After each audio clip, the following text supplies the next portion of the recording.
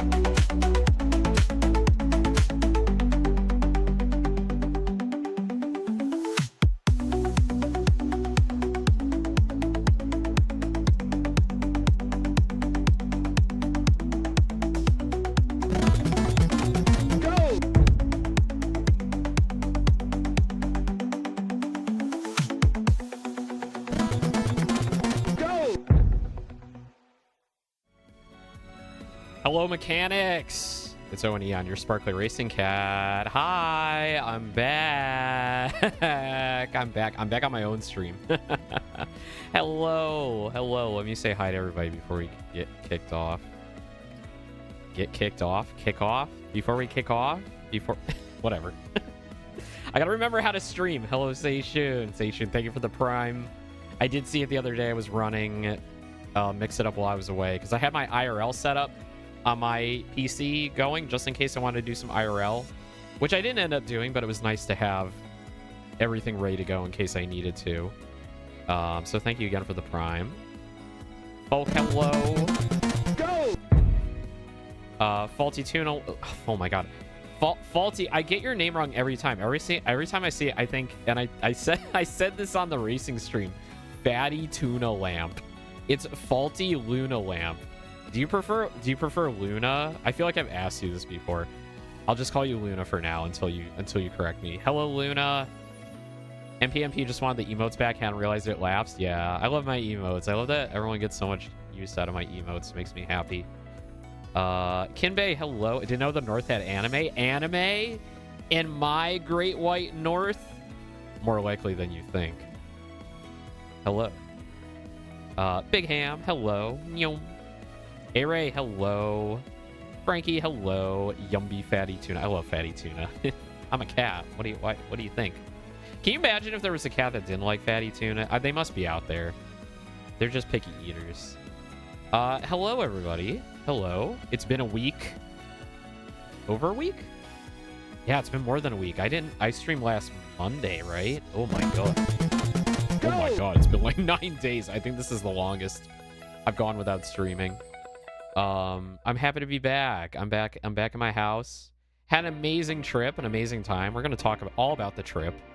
Also, all the stuff I got at Aeon, people I met, things I did. I'm going to try and keep it short. We'll try and keep it under 2 hours. But you know how it goes. And I also want to play Everything is Crab.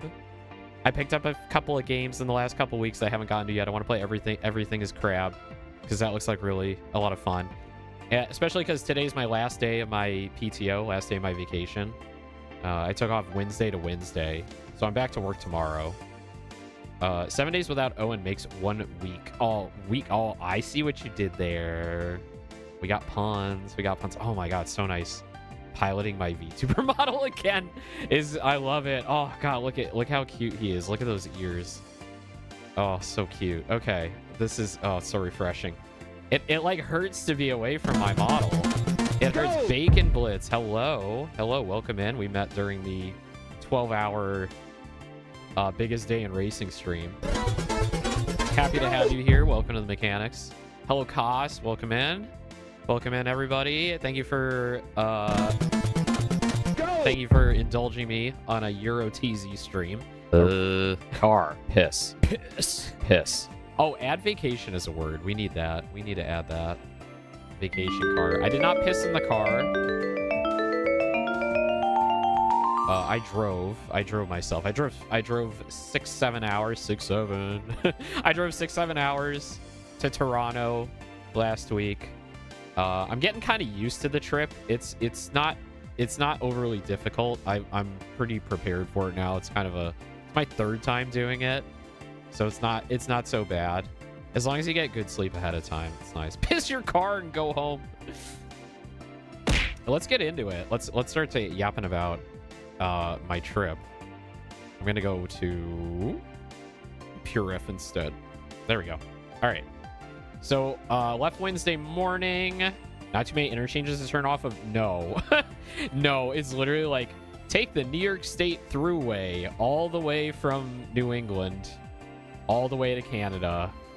It's literally like New York State Thruway, cross the border, and then take the QEW. That's it. It's literally like 2 highways. Literally like 2, or maybe 3. I guess there's an in-between the border and the QEW for like 20 miles, but yeah, it's basically 2 big highways. PNG, hello. Wow, I got a lot of folks in for EuroTZ. Oh, don't you people have to work? Well, I know my racing tuber friends are still at the Airbnb, so they're probably just chilling today. We had a busy week. Frankie really planned everything out. Our gracious host, Frisky Frankie, set us up with an amazing Airbnb and a very tight schedule of events. I like not needing to change lanes for hours. Yeah, I like center lane. Unfortunately, the New York State Thruway is like 95% a 2-lane, so there's a lot of passing going on. I pass a lot of cars. Frisky means friendly. All right, so yeah, got Shake Shack on the way. The great thing about New York State Thruway is that it was built before the Interstate Act of the 50s went into full effect. So you could actually have like rest stops with like not real restaurants, but like chain restaurants. So there's like Shake Shack, there's Popeyes, there's Burger King, there's the Lord's Chicken, fucking Chick-fil-A, which I will never eat. There's a lot of different options. Because most interstates in the US, they're not allowed to have chain restaurants or any kind of restaurants on the highway, because the intent of the act was to get people to leave the interstate and go eat locally, stop in local diners, go to local establishments. Turns out nobody does that. So people just tank it. People will bring food with them, stop at a rest stop, and just eat their sandwich and keep going, or just never stop. Some people never stop. I need a 2-hour break. Every 2.5 hours, I need a break. Sounds nice. It was nice. I wish you could have joined us. Big Ham, we gotta plan more. We gotta plan more like relaxing events. We all need more relaxing events. Long drive makes me sleepy, especially after. I will tell you, I was sleepy yesterday. I did have to take more breaks. I was actually taking longer breaks than I usually do. I would get off at a rest stop, head right to the, like, well, piss first. Head right to the, like, the convenience store and, like, grab a Red Bull and just, like, chill for, like, 20 minutes. Talk with my friends on Discord and just chug a Red Bull so I could, like, wake up. I find that the way home is a lot harder than the way up because I've just spent, like, a whole week just, you know, eating good, sleeping in a different bed, doing lots of activities. Kind of just like, oh, I'm tired. I wish somebody else could drive me home. I want a co-pilot for these trips. A co-pilot make it really easy. The pit stop restaurant stuff isn't common in Hamsville or Amsterdam. It's wild. Yeah. Or at least I don't drive enough. Yeah. I don't know what interstates are like in Hamsville or California, as Binka calls it. I don't know what it's like out in California because I haven't actually been on the interstates. But out here in the Northeast, there are highways that have like legit rest stops with fast food options. So I always try and stop for Shake Shack because Shake Shack where I'm at is a rarity unless you go into New York City, because it is a New York City burger joint, and it was so good. It was so good. I love Shake Shack. So we got Shake Shack, and then my photos are kind of spotty. You'll find I have like a ton of photos of like the house, and then like a ton of photos of like my trip to Niagara Falls, and then it's just kind of like all over the place. I was mostly trying to get photos of like the gang, like the folks I was hanging out with, so we could have some like nice memories. And I take tons of photos, so it's like we always end up with like a bajillion photos of everyone with like their mouths open or looking silly, but you always get that like one really nice photo in there that everyone enjoys. She shake my shack till I road trip. Hell yeah. Yeah, so we made it to the Airbnb and we stayed in this beautiful house in Mississauga, which is a like sub-city quasi suburb of Toronto. And the house, I'm trying to find like I don't think I took one at the front, but I took some outdoor shots of the pool area. Well, anyway, I guess I better just start going through it in order. So the house we stayed in is this like, wait. Oh, that's the back of someone's head. Actually, they were fine with me showing it, but I don't want to show any faces. So we stayed in this really fancy smart home. And the thing about this house is that it's like a unified smart home system. So everything is tied into like one remote. So it uses this, it uses a, like, what's the word? Like a receiver. You know how you have like in a home theater system, you have like an audio receiver, HDMI receiver, everything kind of goes through that. This has something called Control 4. It's like a brand I've never heard of, but anyway, it's called Control 4. It's got these like really fancy remotes and touch screens all over the house. And what it is like they have a server rack in the basement. Sorry, I'm like jumping around. I need to grab the photos that show you what I'm talking about. So there's a server rack like in the basement, in like the lounge area. And everything kind of goes through this, right? So they have the power distribution unit. They have like the audio home theater system here. They have an HDMI switcher here, some kind of media PC. And this is the Control 4 system here. This is a Sony, another like home theater system, another Control 4 box, and then like a rat's nest of HDMI cables and other stuff. So the way this basically works is that the Control 4 system uses plugs into like remotes and touch screens like all over the house through the Wi-Fi, and then this has like IR blasters like going all over the house to like different things. So they have these IR blasters like basically taped to all the TVs, all of the lights. Like there's a Philips Hue system. There's automated window blinds that control the blinds like for the windows. You know, everything is like plugged into this, and there's a million light switches and a million buttons everywhere, and it's like, it's really overwhelming. And half of it just doesn't work. Half of it doesn't work. You can tell they kind of like installed this system probably about 10 years ago, like 8 to 10 years ago, and I'm sure it worked flawlessly when they installed it, but now it's like, yeah, it's about 60% working. It's about 60% working. It needs a little finagling. It's overly complex. But I appreciated the effort. I think if the owners were living there right now and they had time to like fix everything up, it would probably be a weekend fix. This is the remote that we used. So what it is we had like one for upstairs and one for downstairs, and it controls like the home theater systems and the televisions, like these absolutely massive televisions. I think the one in the basement for the home theater was probably around 85 inches or something. Yeah, I see the gang typing in the chat. There's a lot of things for me to talk about. I'll get to everything. The one thing is I recorded a series of videos to turn into like a home tour, like of all the automation and like everything in the house. But I haven't edited it yet because like I can't kick everybody out of the house to take a video. So I have to like go through, edit some things, blur some people out, and like cut it up and make it into a nice video with commentary. So I'll get to that. But anyway, it was like they provided a manual, at least, that was like a 5-page manual on like, you know, like rules for the house, like what to do and all that. And like there was a little blurb on like how to use the remote, and it was just like push 4, push watch, and then push this, which was good for like getting the Rogers like cable TV to work. But like half the time it wasn't even working because the internet there kind of sucked.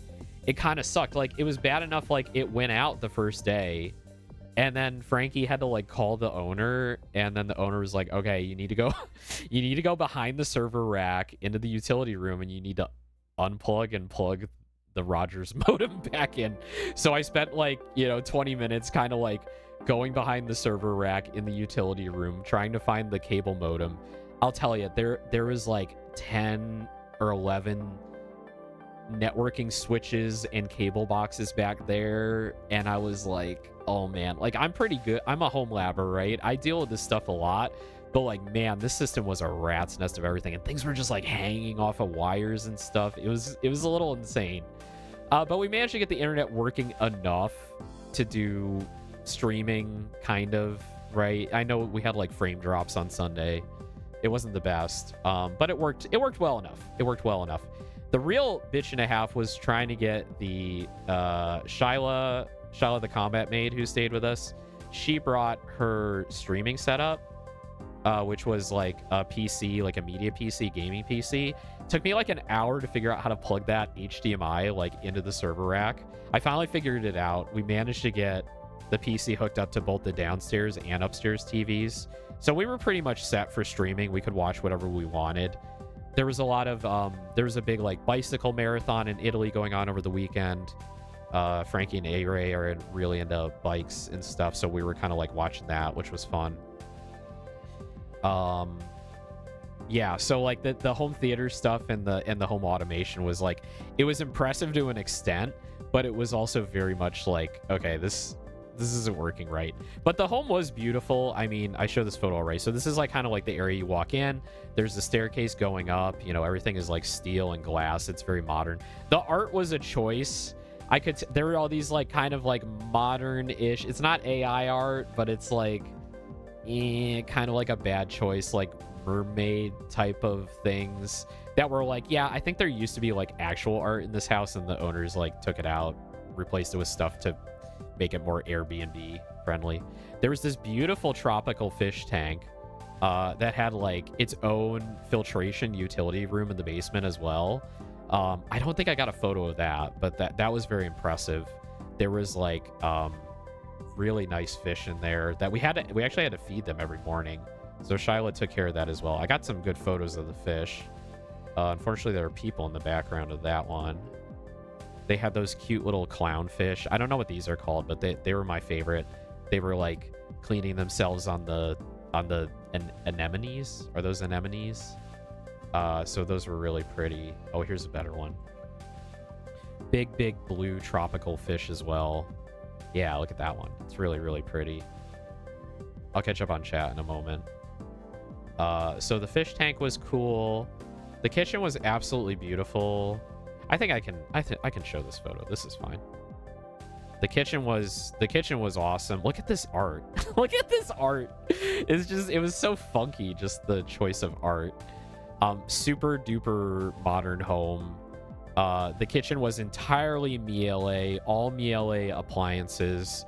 Some were very difficult to figure out. Like, I could not get the what do you call it, the oven fan working, the what do you call the surface fan, the grease hood. I could not get the grease hood working. And then, like, I told Frankie like 2 days in, and he's like, oh, you just pull this thing out and it starts. I'm like, God, there's so many things that are just like, you just pull on this thing and it does stuff. And I'm like, well, rich people appliances, you know. Yeah, you had to pull out the hood. The coffee maker was also interesting too, because I'm like, okay, we got this whole coffee maker here and it can do a billion things. It can do espresso, it can do lattes, it can do whatever. And I'm like, and then there's a drawer underneath which has all of the like espresso cups and saucers and stuff, and it's like a whole like heated drawer. Like, you can preheat your fucking espresso cups and saucers. But I'm like, where the fuck do you put the coffee in? I had to like look up on YouTube Miele built-in wall coffee maker, and they show me, oh, there's like this side, this whole panel here. You just like reach in and pull on the right hand side and the whole door like swings open, and inside is like, oh, this is where you put the beans, this is where the water comes in, this is where the pucks of used coffee go, which you have to get rid of. I'm just like, damn. It's like, this is the kind of stuff I always wanted as a kid, like this full-on smart home, popular science, you know, home of the future thing. But then I actually like see it in action. I'm like, I don't know if I actually want this. It's cool, but I don't know if this is for me. It's a bit much in this time in my life. But yeah, kitchen was cool. I was kind of like king of the like maintaining the kitchen, cleaning things up, just making sure the dishwasher is getting run and stuff. It was really funny. We all kind of had our roles in how we like maintain things. So like Frankie was the host, so he did all the planning. Tarls was our grill master. Tarls did a great job grilling, mixing drinks as well. We shared mixing drinks. So Tarls was good at the food. I was like the cleanup guy.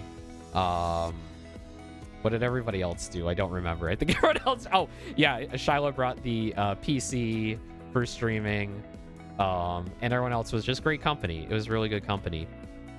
So we had a really good time. But yeah, the kitchen was good.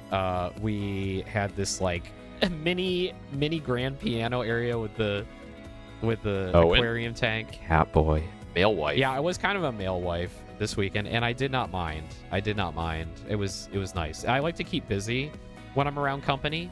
I don't like to just like sit there lounging around because I kind of feel useless. And I'd rather have something to do while I'm hanging out with people. Let me catch up with chat. Rest stops, gas stations are the road trip versions of inns and RPGs. True. Cass, hello. The toilets sang Toxic by Britney Spears. Yeah, we got to talk about the toilet situation, and it'll make more sense when I have the videos cut later. Excuse me. She missed my Asaga. She do. Are you able to play the video of the singing toilet? I can DM you it. I think I took a better video than you, so I'll grab that later. I remember the toilet started singing on the stream. Yeah, you could hear it in the background. That's some intricate electrics. Yeah, there was a lot going on in this house. That's a real home lab. Yeah, it's like a literally a home lab. It drives the home. Works 60% of the time every time. Yep, 100%. There's not a single proper sink in this place. There's proper sinks. I mean, the one in the kitchen is busted. There's a lot of things that were like, man, why is this just not working? The kitchen sink had two spouts, right? So it had like the hose you can pull off, but the handle that goes into the hose that is supposed to like switch back and forth between the hose you can detach and the normal faucet was busted. And then it was working fine, and then once unfortunately we didn't tell this to Dee before she like came into the kitchen like first thing, and then just started like pulling on the handle and stuff, and it switched over the faucet to the other faucet, and then it just never worked right again. Not her fault. Evil and fucked up bathrooms. I like the bathrooms. I like my bathroom at least.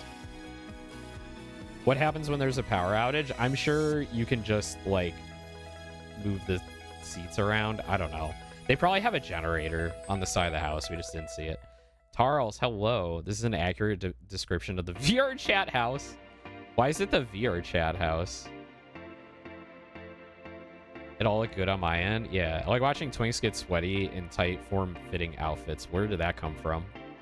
It's not a real world, but I think... But what? Oh no, we're not getting into that. I got this print for $20 off Etsy special art. Yeah, big canvas prints. Okay. Cursed coffee maker. Wasn't too cursed. I like it. Fancy house tour. Hello, Nina. We all watched Disney's Smart Home movie. I have not seen Smart Home. I do remember the Disney movie Remote Control, though. I think that's where my love of smart home stuff comes from. Do you think a smart home is supposed to make things easier? Yeah, I think it did for a time. I couldn't even see the burgers, and they made me hungry. Yeah, the burgers were good. We got these like frozen patties from our Walmart trip, sirloin patties. That were really, really good. They're nice and juicy. Cooked to perfection. You did good at it? Thank you. Just feels and works like a VR chat world. Oh yeah, you gotta like keep touching the touchscreen half a dozen times. Oh, when you mentioned cycling on TV, I see.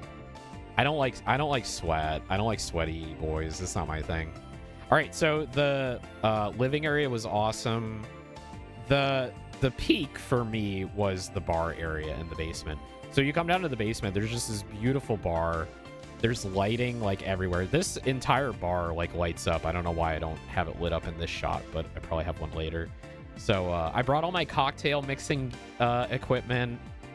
We made cocktails. I think some people just wanted beer or twisted teas or whatever. So there wasn't like a ton of drinking. I think I went a little overboard. I thought people were gonna want a lot more cocktails, but I think we were just so busy with everything that like we didn't get a chance to just like hang out and drink a lot. We didn't really have any days where we had downtime. So I was kind of counting on a couple of days where we just like hung out and like day drink all day, but we didn't really do that. There's the wine cellar on the opposite side. They have this like crazy modern looking like just like card table area, full on like wine cellar cabinet here, temperature controlled of course.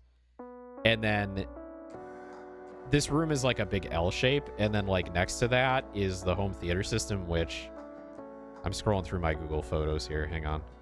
Did I not get a photo of it? Wait. I was kind of all over the place the first day because I was tired because I just drove like 6-7 hours. Okay, well, I got this photo. I'm amazed I didn't get a photo of that. I got this photo. What's this? Oh. So we were watching F1 qualifying on Friday night after we got... Where did we go? Was this after the steakhouse? Or was that... Yeah, Friday we went to the con and then we went to the steakhouse. And then we came back and watched qualifying. Yeah, we were drinking and watching qualifying. So beautiful home theater system here. Comfy couches. Good company. That was nice. I just want to show all the house stuff first. Okay, all my other bar photos have people in them, so I can't show them. Oh, there was like a home gym. There's an entire room down. So you see over this doorway over here? This goes to the room where there's the aquarium filtration room right behind the TV. And then if you keep going down the hall, there's like a whole ass gym in there. And they crammed like all these machines in like one room.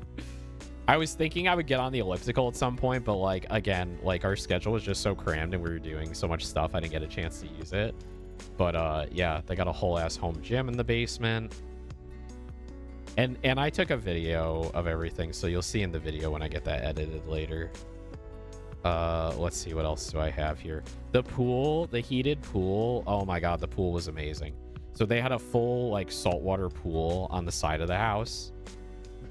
Massive deck, lots of furniture, lots of places to sit, big ass grill, huge grill with like a built-in refrigerator as well. That was awesome. They kept the pool at like a temperature of 78, which is like a little cooler than I would want. I kind of would want it like in the low mid 80s, but it was good enough for like a 20-minute dip in the evening, especially when the nights were like dropping down to like low 60s, mid 50s. Kayla with the 25. Hello. So yeah, the deck was beautiful. Fortunately, Monday, the weather was good enough. We spent some time, like an hour out in the pool, just hanging out, sunbathing, which was really, really nice. Swam a couple laps. I got to be really cute. I got to wear cute swimsuits. It was fun. So that was awesome. Let's see. The bedrooms were pretty fucking awesome. I stayed in this bedroom. This was the master bedroom. Huge windows. Beautiful view of the neighborhood, which is like, I didn't really want to look at it because it's like, it's all McMansions. This is a cul-de-sac where it's just like every house is a McMansion. Just these massive houses with like no yards. But yeah, it was a nice neighborhood. So the bedrooms were awesome. There was this huge like 55, 65-inch TV over here.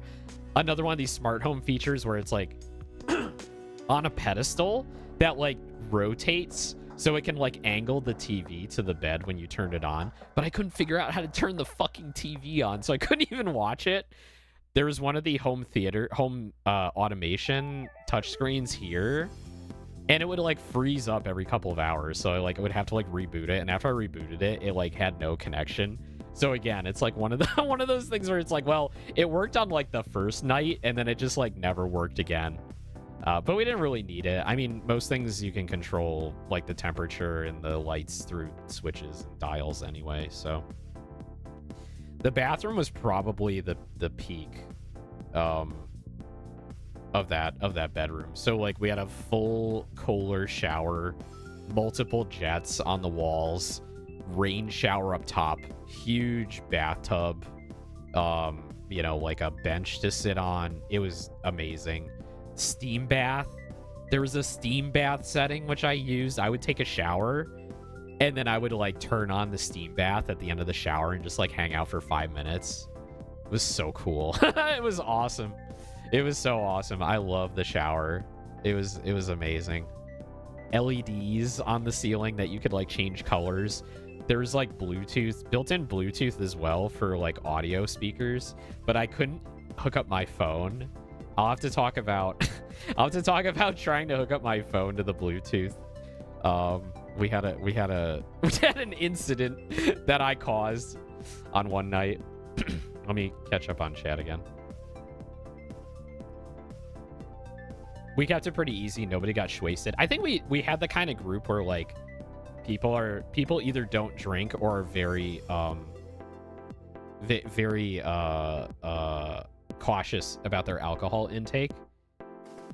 So we kept it pretty light. Yeah, chill. It was very chill. If only Jordan was there. Yeah, I think if we had more of the Brits hanging out, it would be a different story. That wine cellar goes hard. It was pretty. It was nice. It's got massive FOMO. Yeah, poor Jordan. Question for chat: do e-boys grow up to become emails? I see what you did there.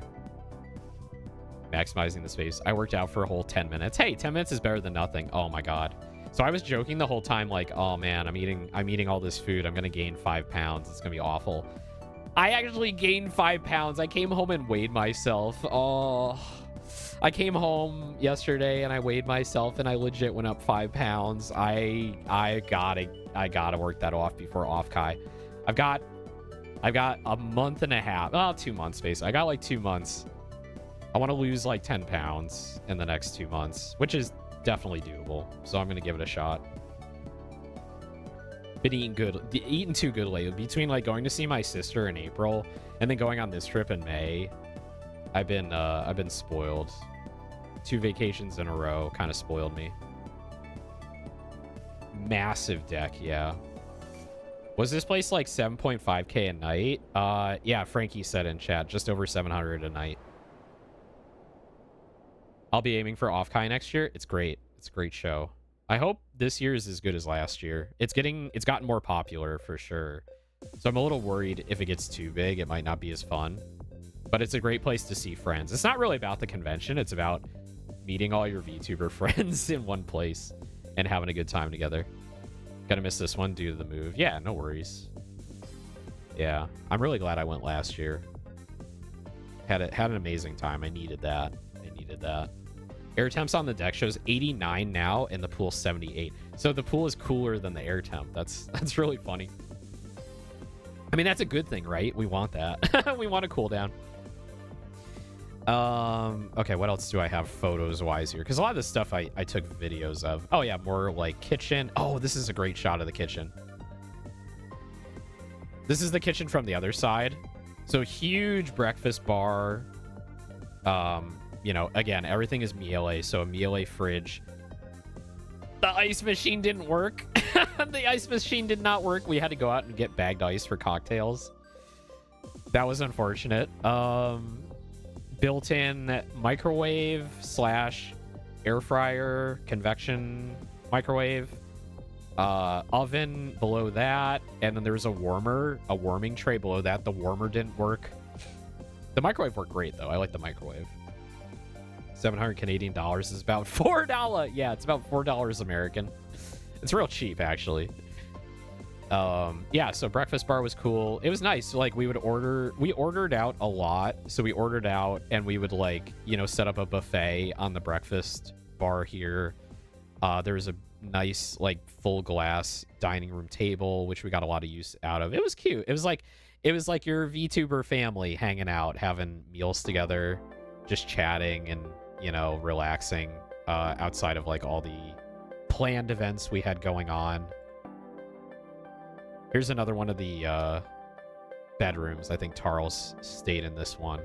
This was cool. I like the purple. I like the purple. Some of the folks were talking about how this was like kind of a weird choice, but I actually really liked it. I like that it was padded on the sides. We had a lot of like falling down and toe stubbing going on. I think Soul and I got the worst of it. We were both like falling up and down stairs. We were slipping. We were jamming our legs and toes into like every corner. Because I think like the way we move around our living spaces is like based on vibes. And when you go to a new place like this, you're just constantly like bruising yourself. I fell down in the shower one time. I had this like huge bruise on my knee, which is like kind of annoying right now, but it's going away. So there was a lot of injuries going on throughout the weekend, which was really funny, actually. Let's see. More pool photos. Oh my god, this pool was amazing. The things, I mean, this was like, oh, it's just so gorgeous at night coming out here, having a little swim. Just hanging out. The night times were really beautiful, even if they were a little bit chilly. I didn't really mind the weather so much. I thought it was nice. It was nice, like, springtime weather. Like, I'm from fucking Connecticut. I'm from New England. I know what springtime can be like. But yeah, the pool was beautiful. I would love to have, like, a big party here with a lot of friends. I think that would be so much fun, like a big pool party. There was this, in the living room, there was this gigantic fan. And the brand name was actually, like, big-ass fans. Once again, didn't work. Couldn't turn it on. Couldn't turn it on. I kept trying to push the buttons and try it, and it's like, nah, that ain't turning on. That's not going anywhere. But yeah, this was like the living room. Huge, just huge ceilings, lots of empty space. very, very flauntingly rich home. Let's see. Is there any other house pics I took? Most of the other pics I took are like from the trip, just like doing stuff in the trip in general. Oh yeah, here's a good living space photo. This was like the typical scene, which is just like me like eating leftovers. We got some bottles hanging around, you know, stuff, just, you know, things. It felt like a very lived in space. I tried to keep it tidy, but it was cozy. It was really cozy and fun. Oh, check out this knife. I found this knife in the drawer. Look at this. It's like they took a hunk of steel and then carved an entire knife set out of it. That shit's crazy. I found this one in the dishwasher here. It's rusting, by the way. They're not taking good care of it. This one has like a crazy handle. Look at that thing. The brand is Degel designed by somebody. I don't know if it's like custom made or what. The knives slot together. Yeah, they all like slot in, like it's like a puzzle, kind of. They all kind of slot in together. So you have like your carving knife here, chef's knife, paring knife, you know. Yeah, it's pretty cool. I didn't use these. I just was like, oh, that's neat. But they're a little rusty. They need to get polished up. I brought my business cards and my stickers. I didn't give a lot away at the con. I'll get into the con soon. I want to kind of go day by day once I get through all the house stuff. But I was really happy to have my stickers. I gave all the racing tubers a sticker and a business card if they wanted it. The stickers are really cute. I got 200 of these, by the way. So if you come to Off-Kai, if you come to Off-Kai and you meet me, you're getting a sticker. You're gonna get a sticker. Let's see. Any more house pics? I wore a lot of cute fits while we were there. It was nice. It's nice being around a bunch of trans girls and femboys because I like to get dressed up. I like to dress a little femme, and it was really nice being able to do that around people that I felt comfortable with doing that. And like, you know, an occasional compliment here and there is nice too. So I really appreciated the ability to do that. This was our stream setup on Sunday. So Charles brought his laptop, which is it's a Linux laptop actually. He's got Linux running on it. So we actually were running Linux OBS, which was kind of interesting because I never used that before. The sources are like totally different. So we had like a really nice little setup. I brought some ancillary accessories like a USB-C like hub and my lav mics, and Frankie brought his lav mics. So we had a 6 lav mic setup, which actually worked really good. I was kind of impressed how easily and quickly Frankie set the stream up and how well it worked. It was really, really nice. We'll talk about that when we get to Sunday. That's crazy. I like it. Deglon, I think, is the brand. I see it on Google. The exact knife set was like $1,000. Yeah, that tracks. That tracks. Bazite, baby? What's Bazite? Is that the distro? Is that the Linux distro? The big downside was no Twitch docs in it. Oh, okay. As a Ketchios user, yeah, Linux OBS is weird times. Yo, Blinded, hello. Leah, hello. You have Mint on your home PC? I have a Mint distro running in a VM on my home lab, but I haven't played around much with it. It's pretty cool. It's very feature rich. Sifting through photos, making sure I don't get anybody. Oh, here's like the behind the bar. This is what it looked like behind the bar. So I had a whole setup here. Tarls did a liquor run. We got fully stocked. We did a Costco run and we got citrus. We had mixers like Coke.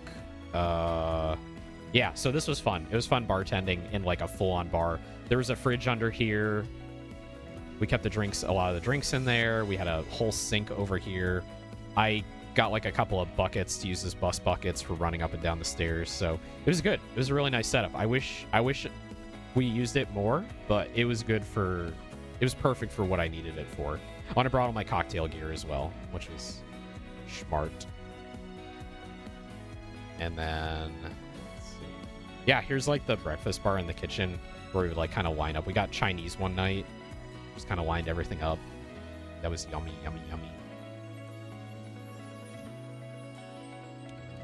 I think all the other house things were videos. Another shot of the pool. Oh yeah, there's supposed to be like waterfalls here, and I read the instructions. It was like push this button on the pool touchscreen to turn on the waterfalls. Did not turn on. Tried it multiple times, couldn't get it to turn on. I really wanted to see the waterfalls, but that was not working either. So again, like about 60% of everything was working, but some things were not. Oh yeah, here's a really good shot of the house from the pool. Look at that. And there's a balcony. There's a balcony up attached to Charles's bedroom as well. So really fun like party house. All right, what else do I have? Okay, I think that's all of the house photos. So I'll go and edit the videos tonight and do like a house tour. I just need to like edit it properly so that no one's faces get in it. Teal, hello. Hope you're enjoying your little hiatus. All right, so let's get into the days. So Wednesday, I drove up. Oops, wait. I'm clicking random things on Google Photos, and it's like hopping around dates. So I drove up on Wednesday, got in like Wednesday late afternoon. Frankie and I enjoy fine dining. So we went out to a very nice Spanish tapas place. And I kept forgetting to take photos of the food because I was tired. I was tired. So I had a glass of sangria. We ordered 4 plates and paella. So we ordered 4 plates. I think we had a chorizo plate, scallops, because Frankie's a big scallops fan. And there were 2 other plates. They were delicious. Everything was really delicious. And we got this seafood paella, which was fantastic. Filled me up really quickly. So what does it have? It's the shrimp, mussels. I think there's chorizo as well, or some type of sausage. Some sort of cheese. Oh, we got a goat cheese in there. Yeah, I love goat cheese. We got a really nice goat cheese. Or was it a brie? No, it was a goat cheese. Yeah, it was a goat cheese. We had a goat cheese with jam and something else. It was all very, very good. It was all very, very good. So, yeah, really nice dinner our first night. And then I think we just came back and chilled after that. We ride around in Frankie's Fit everywhere. But I got some nice photos of like the city. This is not Toronto, this is Mississauga. So we had a nice sunset that night. And I took a dip in the pool for a little bit, which you already saw. And that was kind of it. We were kind of like chill, just like hanging out with everybody Wednesday night. Attention, mechanics. Oh no, Catboy noises. Lego. Thank you for the redeem. Let's do our Catboy noises. Oh wait, we should go to the magic scene.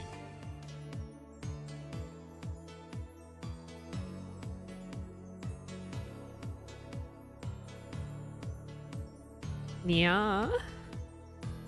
Yeah. Yeah. Yeah. Yeah. Yeah.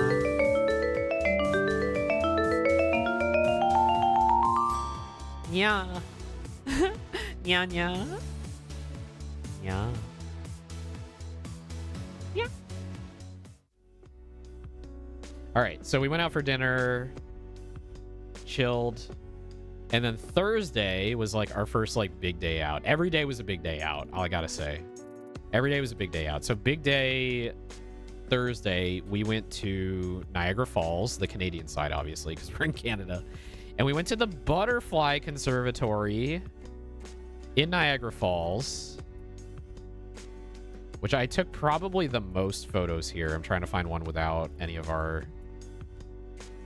folks in it. Sorry, I'm just gonna like bring a bunch of these in.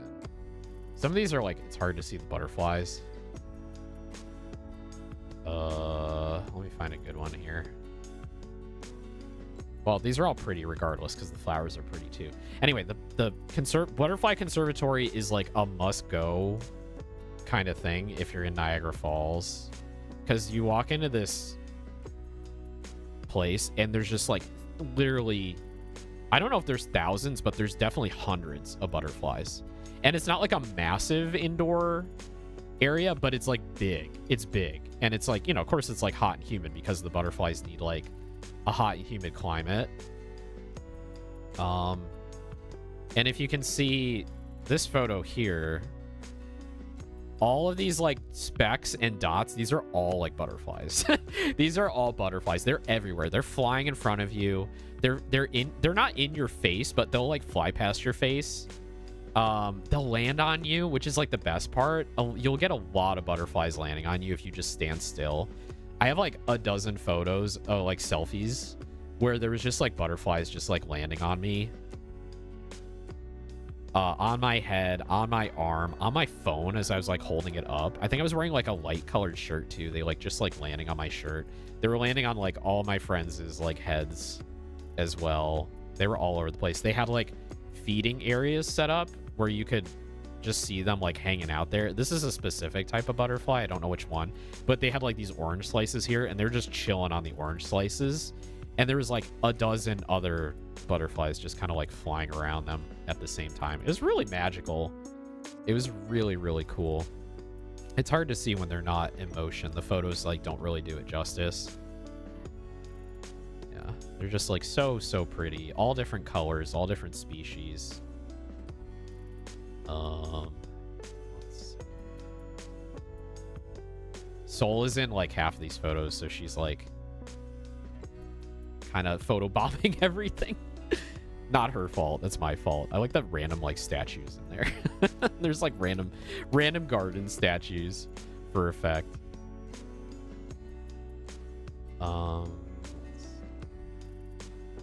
There were a bunch of these like really pretty blue ones in this like there's like this waterfall area like kind of below the walkway where a lot of these like blue ones were kind of like flying around.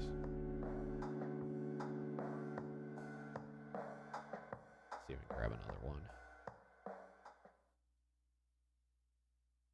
Took a lot of videos.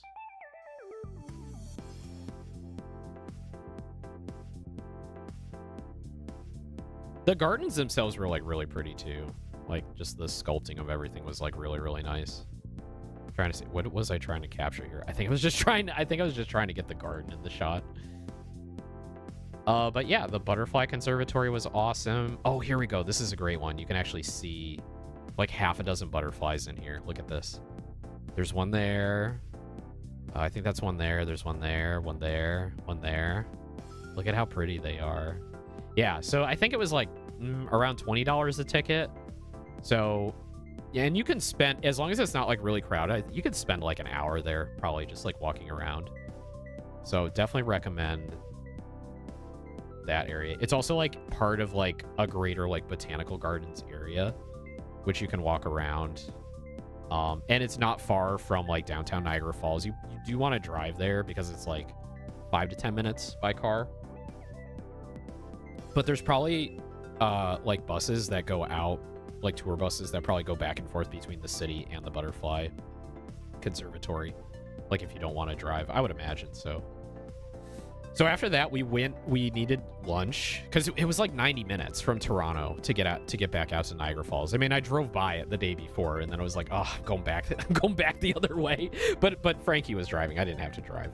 So I found a spot for lunch, and it's called Nico's, which is like a side of the road kind of like, wow, this can't be good. It has a 4.9 on Google Maps. It has a 4.9 on Google Maps. It's burgers, dogs, and poutine, basically. It's a burger stand, cash only. The lady at the register was super sweet. I was like, oh, can I get this, and that? And then I looked over and I saw cash only. I'm like, oh shit, I only have American dollars. Frankie! And Frankie and the gang went across the street and took out money out of the ATM, so that was nice. And I got, what did I get? I got a burger. I got a burger and poutine. I'm like, well, this might be my only chance to get poutine this week. So I got poutine. It was good. I saved most of it for like late night snack later. So I got a cheeseburger, which was tasty. Orange soda. Who loves orange soda? Owen loves orange soda. Is it true? Is it true? I do. Ooh. It was good. I haven't had an orange soda in like forever. And then after we got poutine, I think Shyla needed to go to the convention, the Thursday part of the convention where you can go like get your badge and check weapons, because she had a like a fake pistol or something and an axe, like a fake hatchet. So she needed to go to the con. So Tarls took Shyla and Soul, and then Frankie, A-Ray, and I went to fucking downtown Niagara Falls, the tourist part, which I'd never been to. Well, I've been to once when I was a kid. I went to Planet Hollywood for dinner as a kid, like with the family. So we were staying in like the American side of Niagara Falls. We walked over the bridge. This was like right after 9/11. This is like early 2002 or like summer 2002. And then like we went to Planet Hollywood. I was like a baby. I was like less than a year old, so I don't remember it.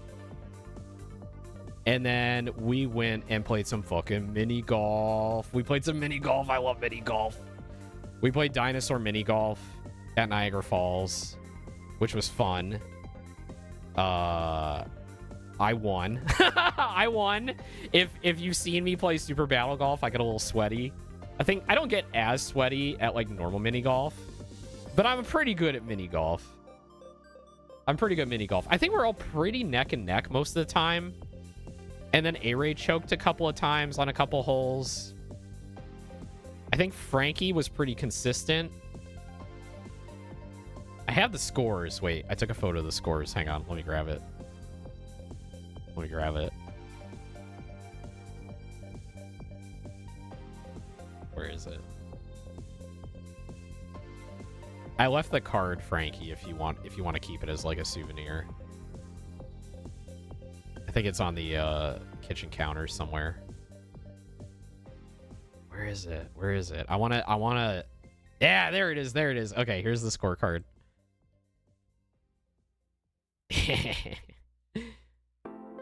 So me, Frankie, A-Ray.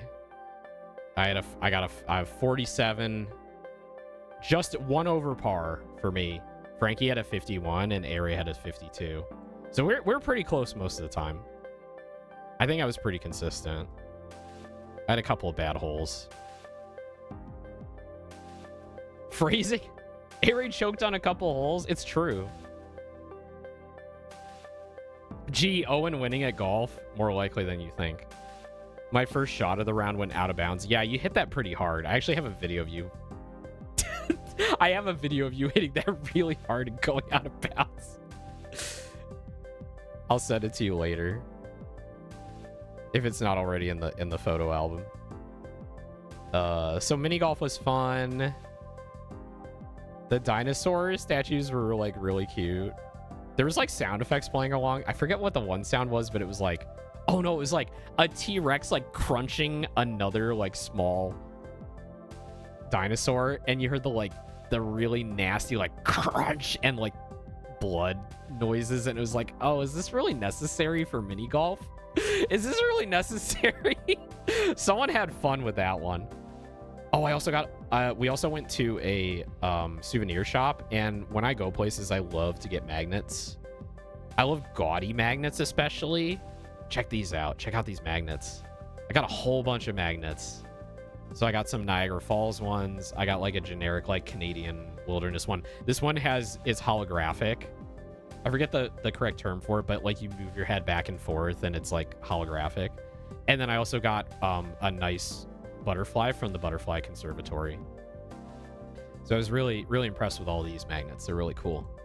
Fridge is filling up fast. Yeah, so we played mini golf, and then we went down to the falls and walked down from you know, where we were in town all the way down to the edge of the Canadian Falls. So we walked like the whole park length, and I got some really nice photos. So we got the American Falls there, and then the Canadian Falls over there. So impressive. The noise is incredible. Just the roar of the water and everything.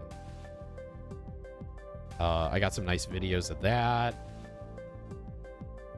Got a good one here, the Maid of the Mist going into the falls. We took frequent stops and just looked at it. Look how blue the water is. It's crazy. I'd been awake for over 30 hours when we started playing mini golf. Yeah, Ari took a red eye in to Toronto, so he'd been awake for a very long time. And I was like, dude, are you okay? You're gonna fucking fall over. There was rainbows. We saw rainbows. I got a good one here. Look at that rainbow. It's beautiful. Beautiful rainbow.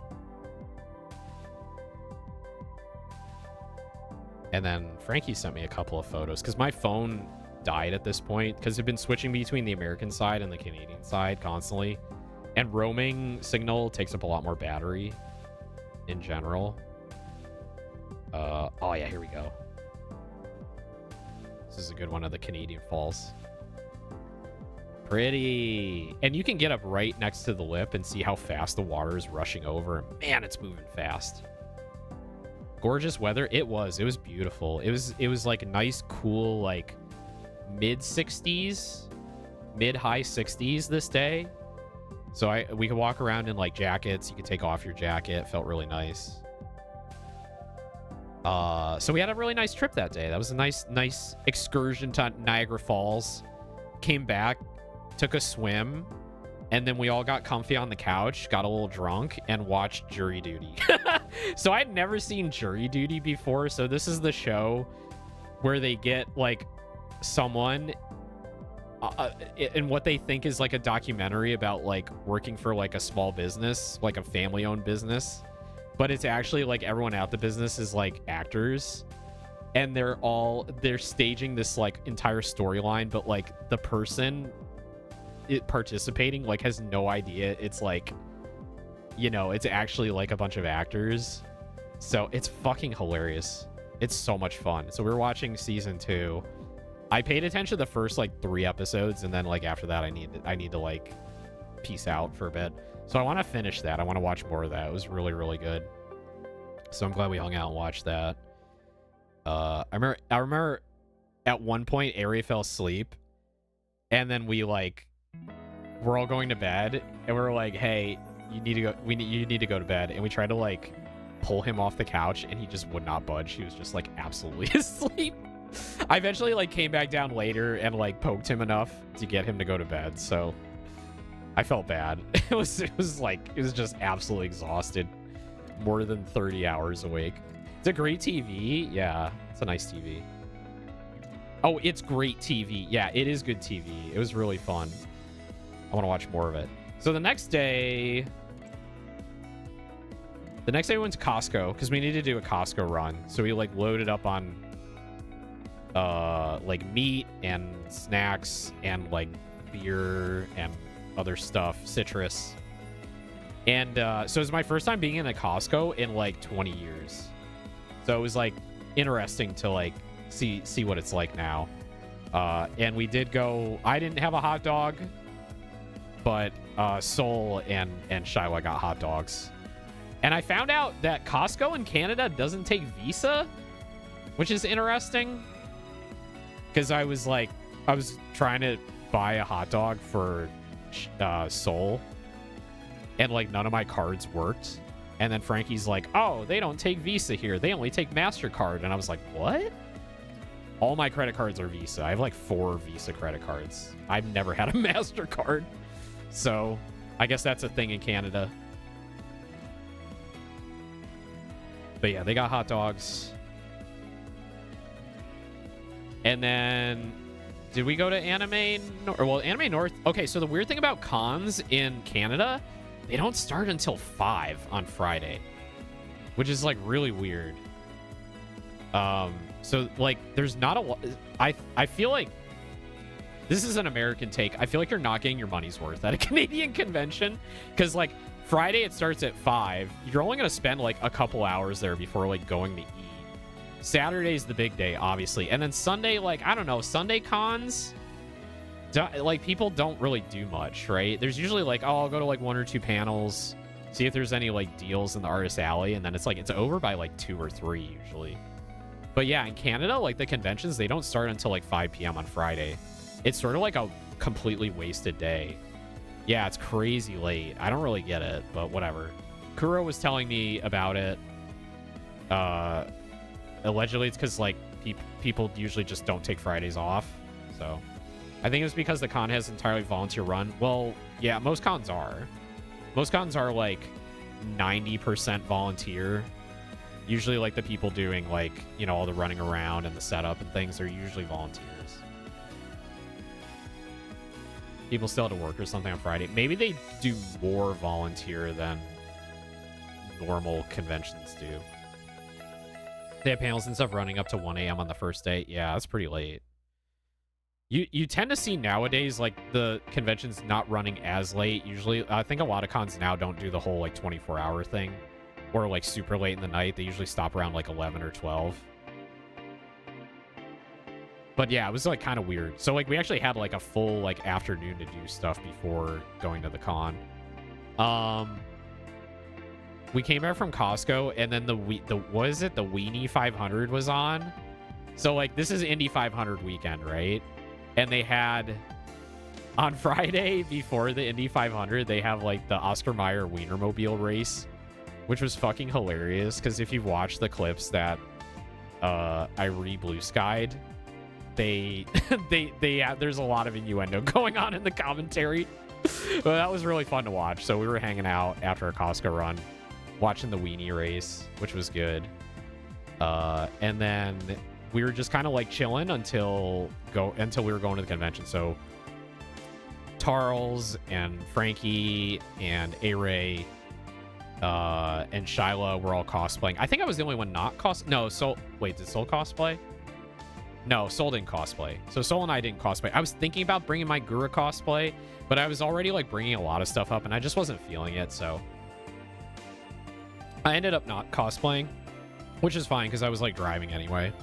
But I did paint my nails. When we were at Costco, I picked up a cute little like pink sparkly SC nail polish, which was nice. So I painted my nails, got cute. It's really nice. It's very subtle too, because it's just like an effect. So it's not like a full-on opaque polish. It's transparent. This is really cute. I liked it. I did my nails. I did my toes too. I don't usually paint my toenails. And everyone was very cute. Everyone was very cute in their cosplay. A-Ray was like this cat boy, femboy from one of the newer gacha games. Frankie was Astolfo from Fate. Oh, we met up with Blanny. So Blanny was there. We met her at the con. I didn't realize it was the first time Frankie and Blanny met face to face. Very cute. Blanny was very pretty. Her makeup was on point. She had a cute Sylveon hoodie that was adorable. I kind of want it. I kind of want one. So it was nice to meet Blanny and walk around. And yeah, we checked out. There's 2 sections to the convention center. So there's like a North Hall and a South Hall. The North Hall was kind of like pathetic. Honestly, it was kind of pathetic. So they set up like the games area in the North Hall. So everything there was like, you know, the rhythm games, the like tabletop games, trading card games, TTRPG stuff was all there, but it was like kind of empty-ish. It was only like half full of stuff. So there was a lot of like unused space that could have been used better. So I think they just didn't have enough vendors to like fill it in, because there really weren't that many vendors. I feel like they could have done more with like tabletop RPG vendors and things like that, but they really didn't like have much at all. Let me catch up on chat. Yeah, 5 is crazy late. Yeah, it's so Japan Costco too. It's so weird. I have one MasterCard that I was able to use. What is it in the States? Can you use Visa at Costco? Because if you can't use Visa at Costco, like, I'm fucked. Like, I don't want to get another credit card just for Costco. Yeah, that makes sense. It's later to accommodate work schedules. Hot dog. It replaced the old Indy NXT 100-mile race on the oval. Oh, okay. I swear there wasn't a single line that didn't have innuendo. Yeah, it was like that race was full of just like dick jokes the entire time.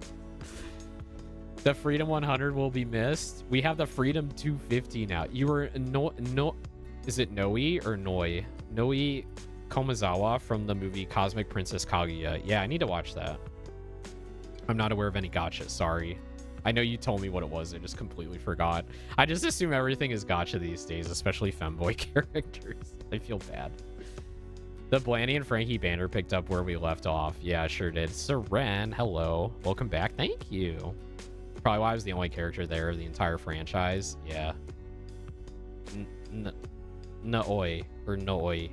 Noi? Cute. Anyway, very cute cosplay. Cat ears, cat tail. Made me happy. Very cute. What else? Yeah, so we started like walking through the con, checked out like the you know, corporate like vendor area, which is like, I don't buy things at cons that aren't Artist Alley because like the merch is always overpriced. You can typically find everything there online and order it direct from Japan, either through like Ami or a third party like escrow service. But there were some like cute setups. Like the Bandai booth was cool. They had like a lot of Gunpla on display because it's the 50th anniversary of Gundam. Good Smile was there showing off their Miku Nendoroids. They had some Figmas as well. So it was always nice to drop by the Good Smile booth, see the Nendoroids and all the racing Mikus and snow Mikus and all the other themed Mikus. And then it was like Artist Alley. Like I just wanted to go to Artist Alley. So I had, you know, friends, some of my little guys were looking for some specific stuff. I want to shop for friends when I'm in Artist Alley. I'm going to look for stuff for myself as well. And like, this isn't a big VTuber con, obviously. It's geared toward anime. So like a very large chunk of what you see is going to be like Hoyoverse, characters from gacha games, whatever the most popular anime is at the time. I'll say like anime cons, from what I remember, a lot of it shifted away. I mean, there's still a ton of prints, but a lot of the moneymakers have kind of shifted away from prints, and it's like not all, but like huge amount of acrylics now, like acrylic keychains, acrylic stands.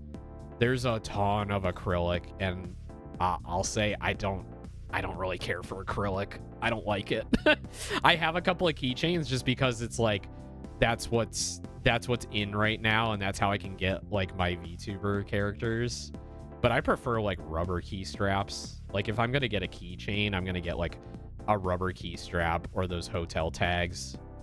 I don't really like acrylic. I don't think you'll, I don't want to say ever, but you'll probably never see an acrylic standee from me because it's not really the thing I think I want to do.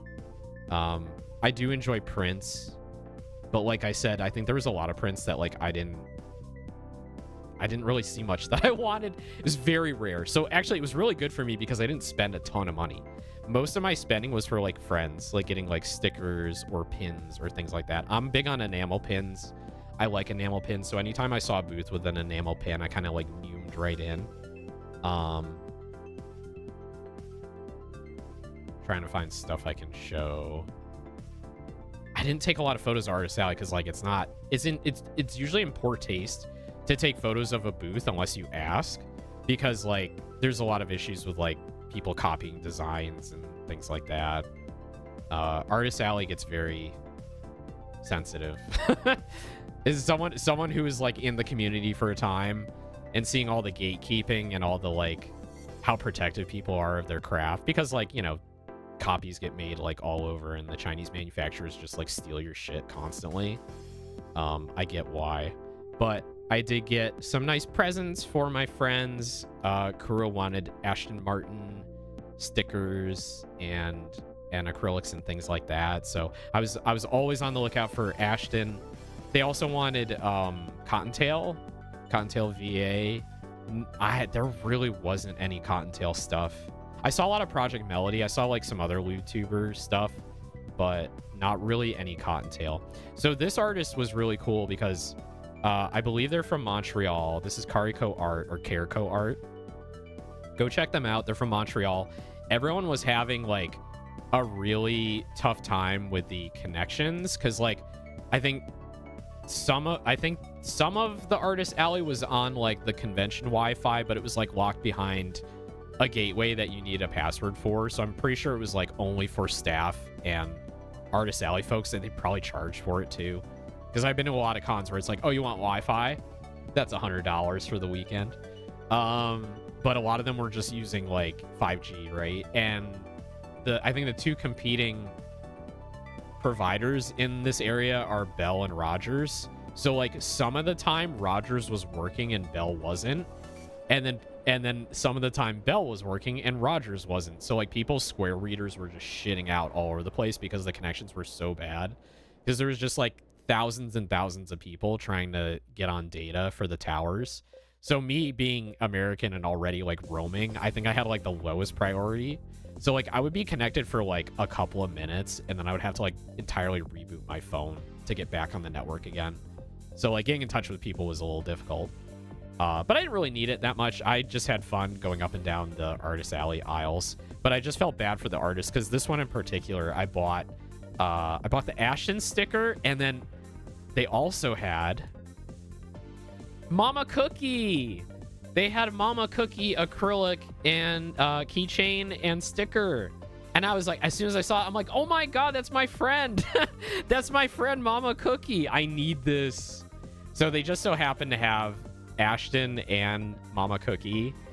But they're having a hell of a time with their Square reader. It got to the point where I was like, oh, I'll get my friend and he'll bring cash.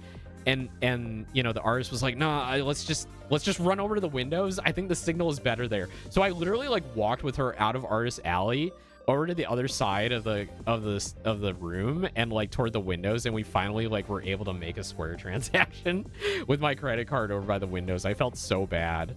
And she was like all apologizing about it. I'm like, chill, it's fine. Like, don't worry about it. Like, I'm just happy to get like, you know, a keychain of like my friend. I think it's like really sweet. So I was like really happy to see Mama Cookie merch there. Really, really sweet. So that was nice. And I put her on my bag. My bag is quickly filling up with VTubers and friends. I'm not gonna have any space after Off-Kai. After Off-Kai, I'm just gonna have no space on the bag anymore. I'll have to start like switching things out. I didn't see a lot of enamel pins. Yeah, I had to like hunt for the specific booths that had pins. There were probably about a dozen booths that had pins, maybe more than a dozen, but those were the ones I was kind of like heading towards. I found a Gura cosplayer. I walked up to them. I'm like, can I get a photo of my dead Oshi? And I said I was gonna cosplay her, but then I like decided against it. But I was happy to see at least one Gura cosplayer at the con.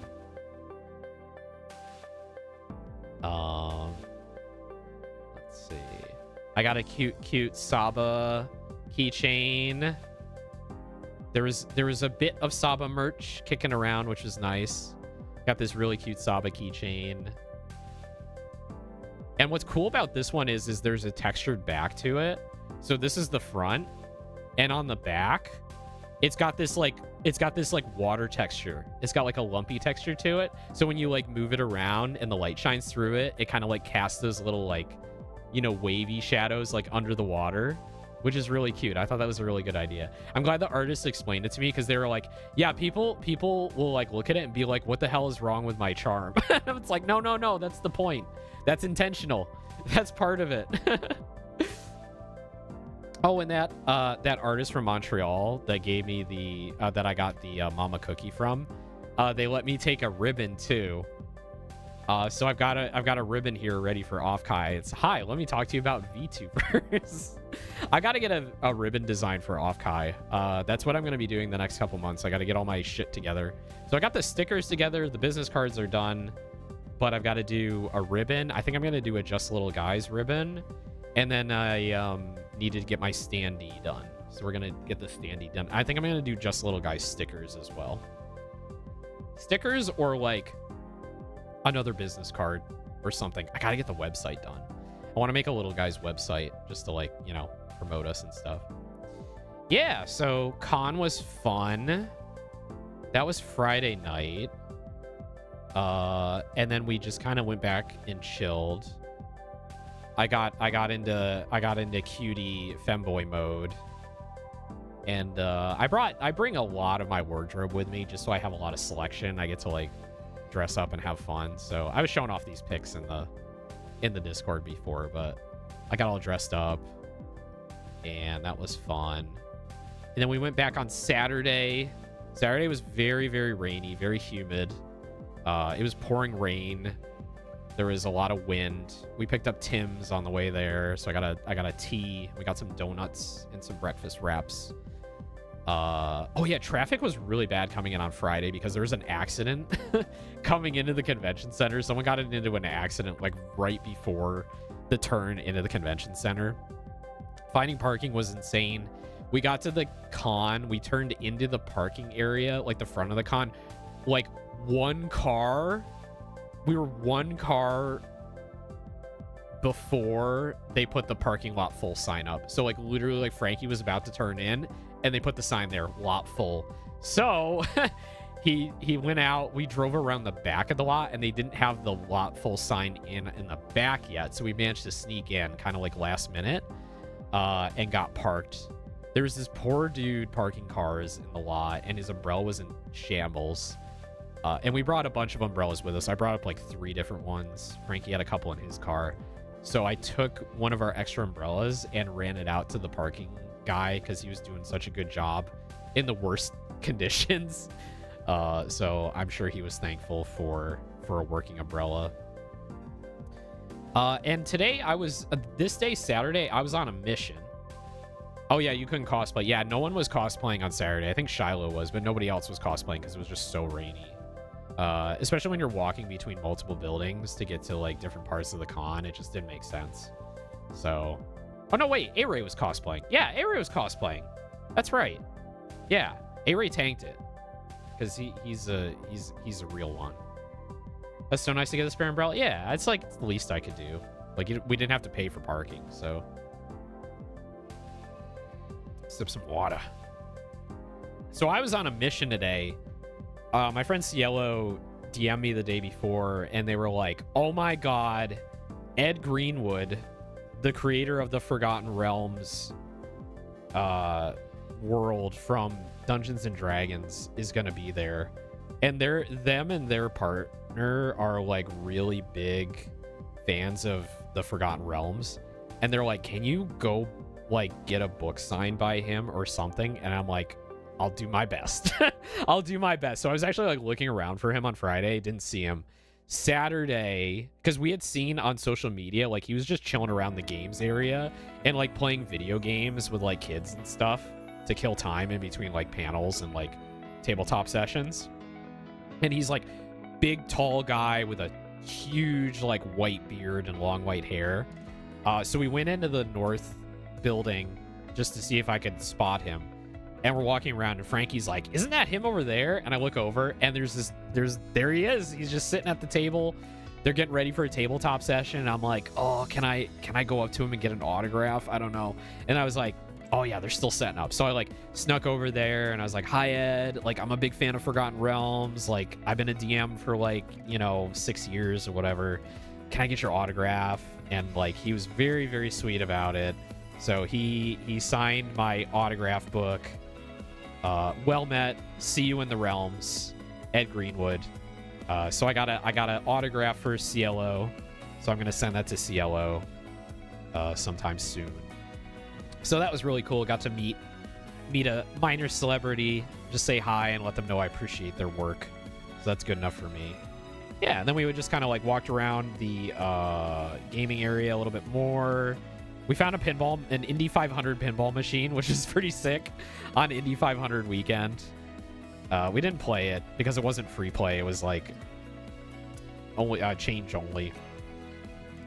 But it was cool to see. I love the art for it too. It's really cool. I don't know what era that is. I assume it's 90s. This has got to be like a 90s era machine. The Bandai booth had like very big Gundams. I don't know what scale these are. Probably like 1/10 scale or something. They're bigger than me. They're bigger than me. So they had a Gundam, a wing Gundam and Death Scythe there, which was sick because Gundam Wing was my first Gundam. That was very cool. And they had all kinds of Gunpla out there. I think they had like a Gunpla competition because some of the paint schemes were like really, really good. I didn't get like really great photos, but like this one here had like amazing like battle damage. Very, very detailed, like very, very cool paint job. There was this one here that had like an entirely like, there was some that had like metal paint, like chromed kind of look to it. It's hard to tell, but this is all like chrome metal here. The paint they used was awesome. That Barbados is awesome. Yeah. Yeah, it was really impressive. And they had like, it was a full-on like judging competition. Like they had a light box back here. They were taking like photos at multiple angles. So it'd be cool to go back and see like who won that competition. Oh, this was neat. This was like a Death Star kind of like scene here with like the, you know, Darth Vader's TIE Fighter and Luke's X-Wing, and they had this whole like light display set up with like, you know, all the greeblies and stuff. It was like really cool. I don't really know what this was here for. I guess there was like other like model making competition or something like that. But it was neat to see stuff like that. And then basically like I spent the entire con in Artist Alley, like just walking up and down the aisles, looking at almost every booth. We didn't quite get to every booth, but I think I got to enough that like I spent a decent amount of money. I got gifts for my friends. I got some stuff for myself. I got these cute bats for Toge. So Toge and Nebula, one of my little guys, they are a fruit bat VTuber. They're a pink fruit bat. So I wanted to get them like a cute pin and cute stickers. So I got them that. Every time I saw Holostars stuff, I like zoomed in. So I saw a lot of like Holostars keychains, acrylics, things like that. Vesper and Bettel and all the boys. And everyone who had a Holostars setup, I like talked to. So this is Minty. This is Mel and Minty. They were at Off-Kai last year, I believe. And I asked them, and I think they said they're going to be at Off-Kai this year too. Yeah, they did. So we'll see them again at Off-Kai. Who else do I have? This artist, I think I have their card. They have some really cute designs too. This is I have their card. This is Ojamaho. This is Ojamaho. They're a fan. They're a Stars fan, Hollow fan. They're also going to be at Off-Kai.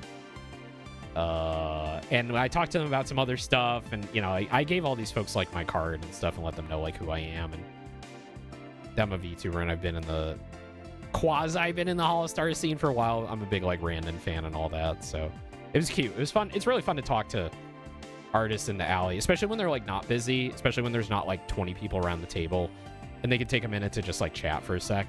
I'm very conscious of like not ever taking up too much time because I don't want to like scare off any potential customers, right? I want to give them business. This was kind of the general state of the alley, which was the sign, cash or PayPal only, card reader broken. There were a couple of booths where I did need to like Venmo people because their Square readers just weren't working with the bad connection, which was like rough. It was rough. I'm sure people were missing out on sales.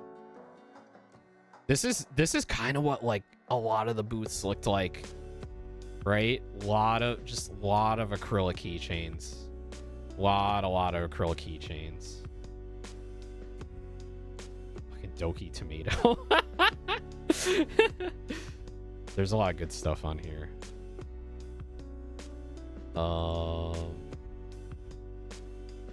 Cute stickers. I'm forgetting like who all the artists are. I was taking a lot of photos of stuff to be like, hey, do you want this? Hey, do you want this?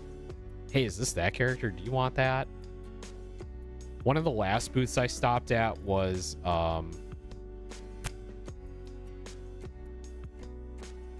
I'm trying to remember the name.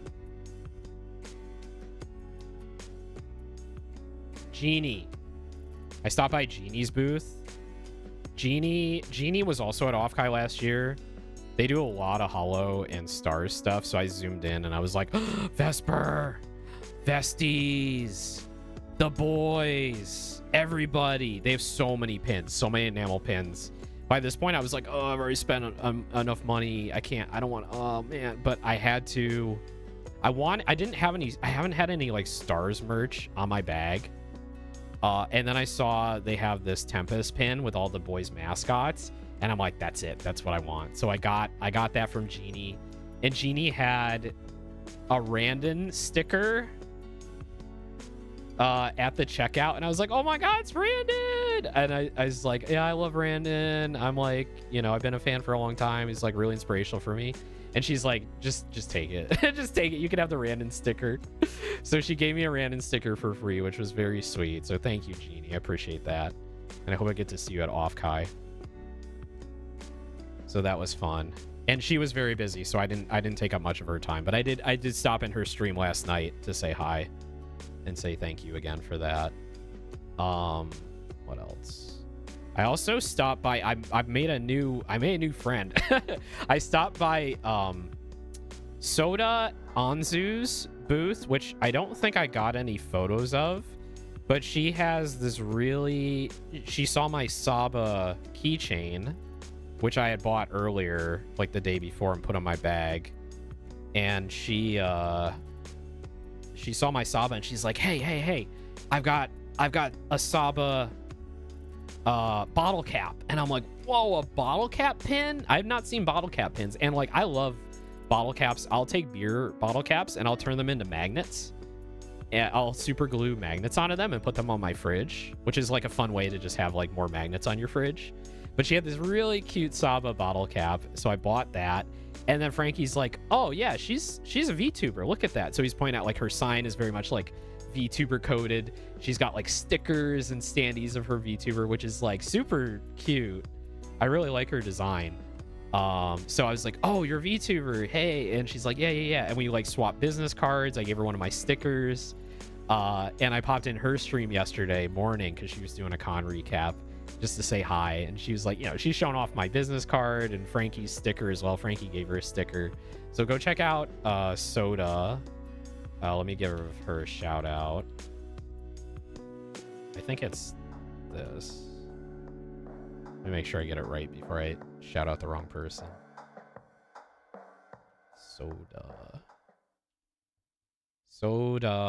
Anzu. Yeah, go check out Soda Anzu.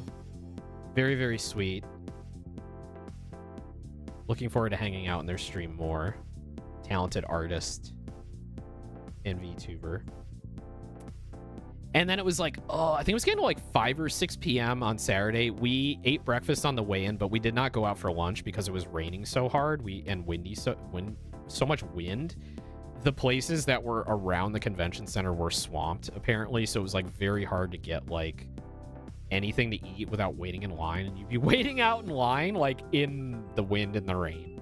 So we didn't end up getting lunch. So basically around 5 or 6 p.m. we kind of called it.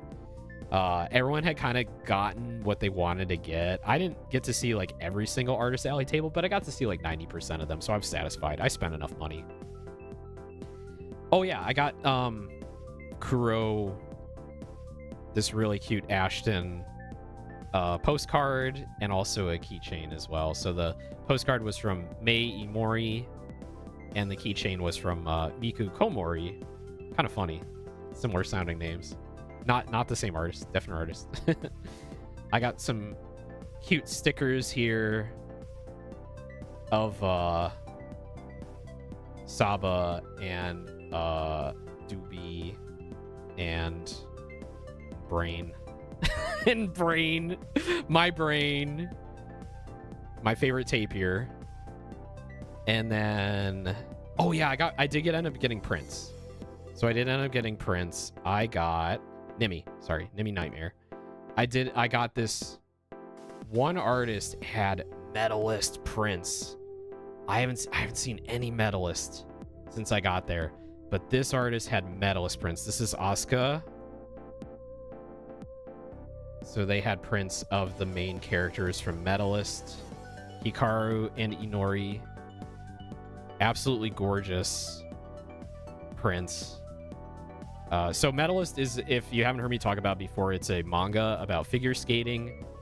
It's about, you know, primarily like two young girls who end up training to be figure skaters, and they're like incredibly talented, and about their like journey through the lower ranks of figure skating. And I assume they're probably going to be going to the Olympics at some point. But it's like it's probably my favorite sports focused like series of all time. It's very sweet to see the character interactions. The emotions are very powerful. The relationship between Inori and her coach is like, it makes me cry. It makes me cry. It makes me very emotional. And there was an anime that came out last year, so you can check that out too. But I definitely recommend the manga. And the other print I got was this Saba and Doobie print, which is like, oh, my heart. I melted when I saw this. I'm like, I need that. I need that. That's very sweet. They're very cute. And yeah, that was basically our Anime North experience. Mostly Artist Alley. Got some fun presents for friends. Got a really cool autograph for Cielo. So that was cool. So that was Saturday. And then we went and Frankie took us all out for steak. We went to the Keg, which is a pretty good steakhouse. Very solid steakhouse in the Mississauga area. Had wine with friends. Great food. Blanny picked out the wine. It was yummy. I got the blue cheese filet with fries and asparagus. Oh, this was amazing. This was amazing. This was so good. This is probably one of the best cuts of meat I've ever had. Oh, wrapped in bacon as well. Good quality for a chain. It doesn't even feel like a chain, honestly. Doesn't even feel like it. Yeah, this was amazing. I can't even begin to describe it. It tasted like heaven. It was the fine dining experience. 10 out of 10. So Frankie very graciously took us out for a steak, and that was super nice. Great conversation. Got to hang out with D and Soul and everybody. Went back for drinks, mixed up some cocktails, hung out in the bar, watched the F1 qualifying that happened earlier in the day, and we called it a night. So that was fun. So that was Saturday. Sunday was our big stream day. So we had our 12-hour racing stream watch along, which was so much fun. I had a special fit for the day, so I got very pink on that day. We got bagels. I got bagels from Kettleman's, so I got everyone bagels for breakfast.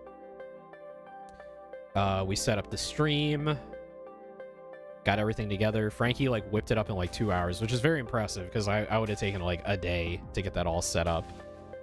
We all camped out in the living room. We all got our mics on. You can go watch the VOD on Frankie's channel if you want to tune in. Check that out.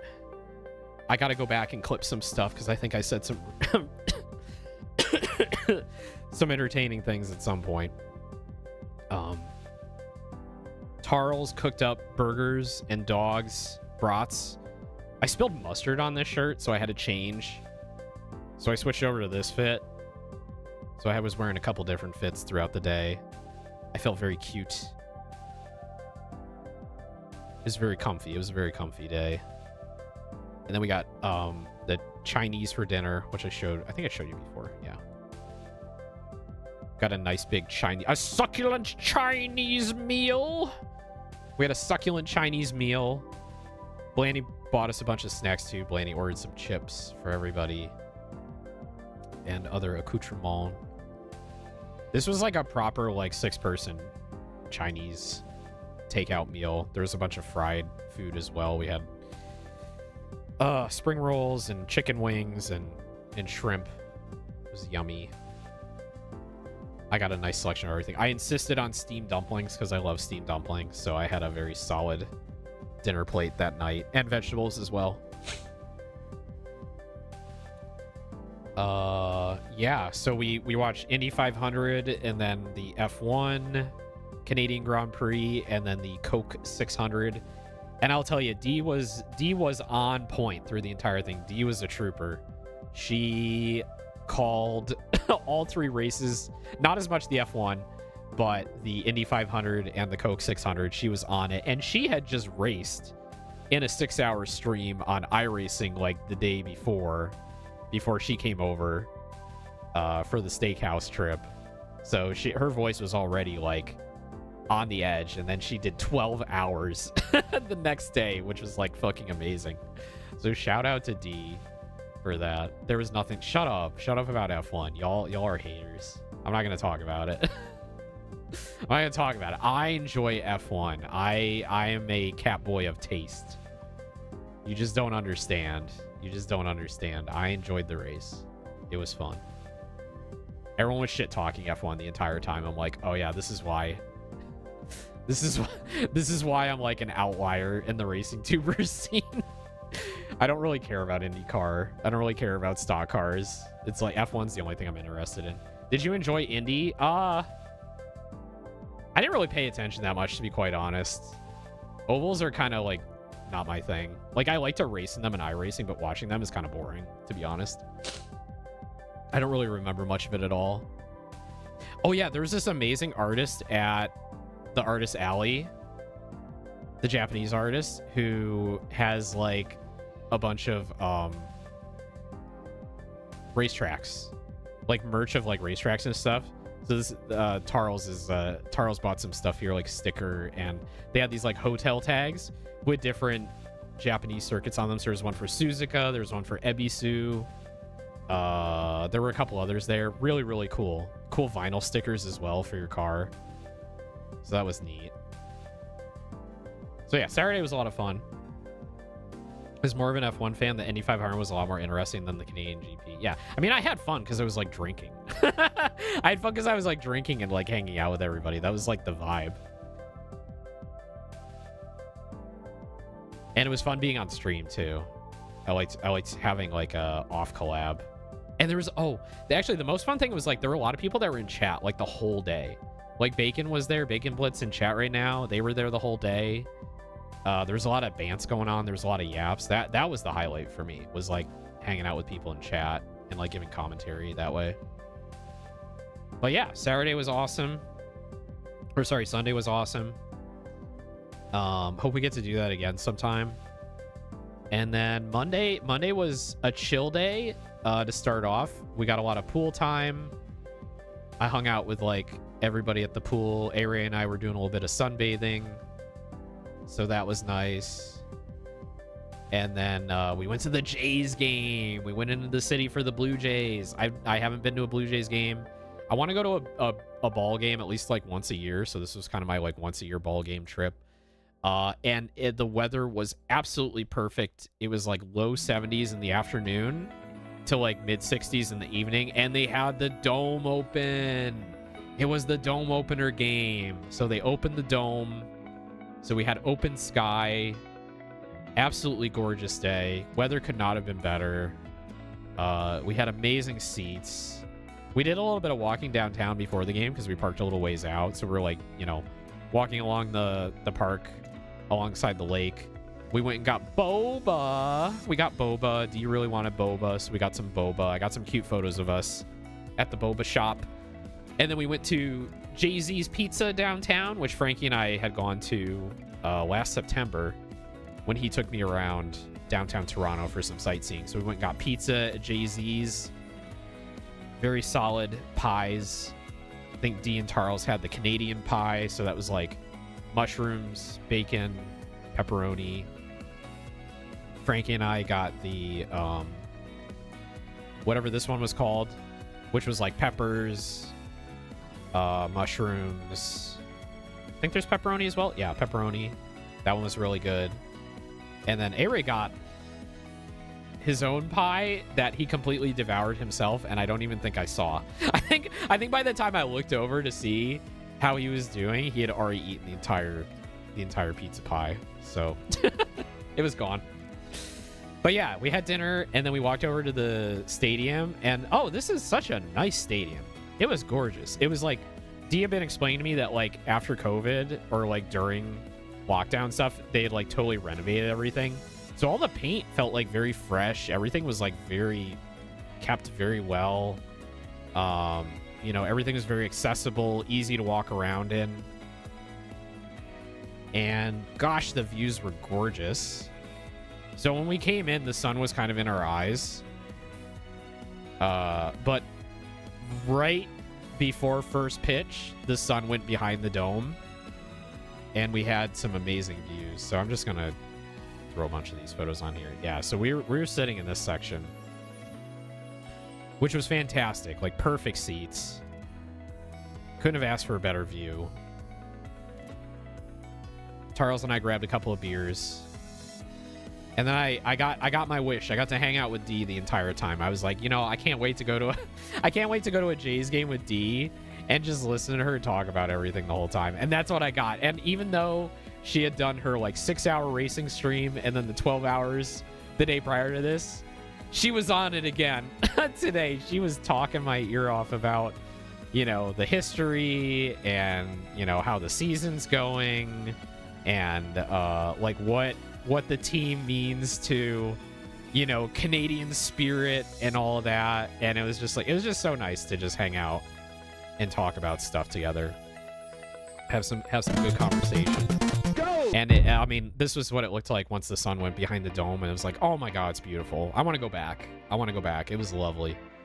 But the Jays got fucking massacred. It ended up, what was the game? It ended up being like 10-2. And then the Marlins, I think, got like 10 runs. Jays were just getting creamed. It was embarrassing. There were people leaving by like top of the 8th.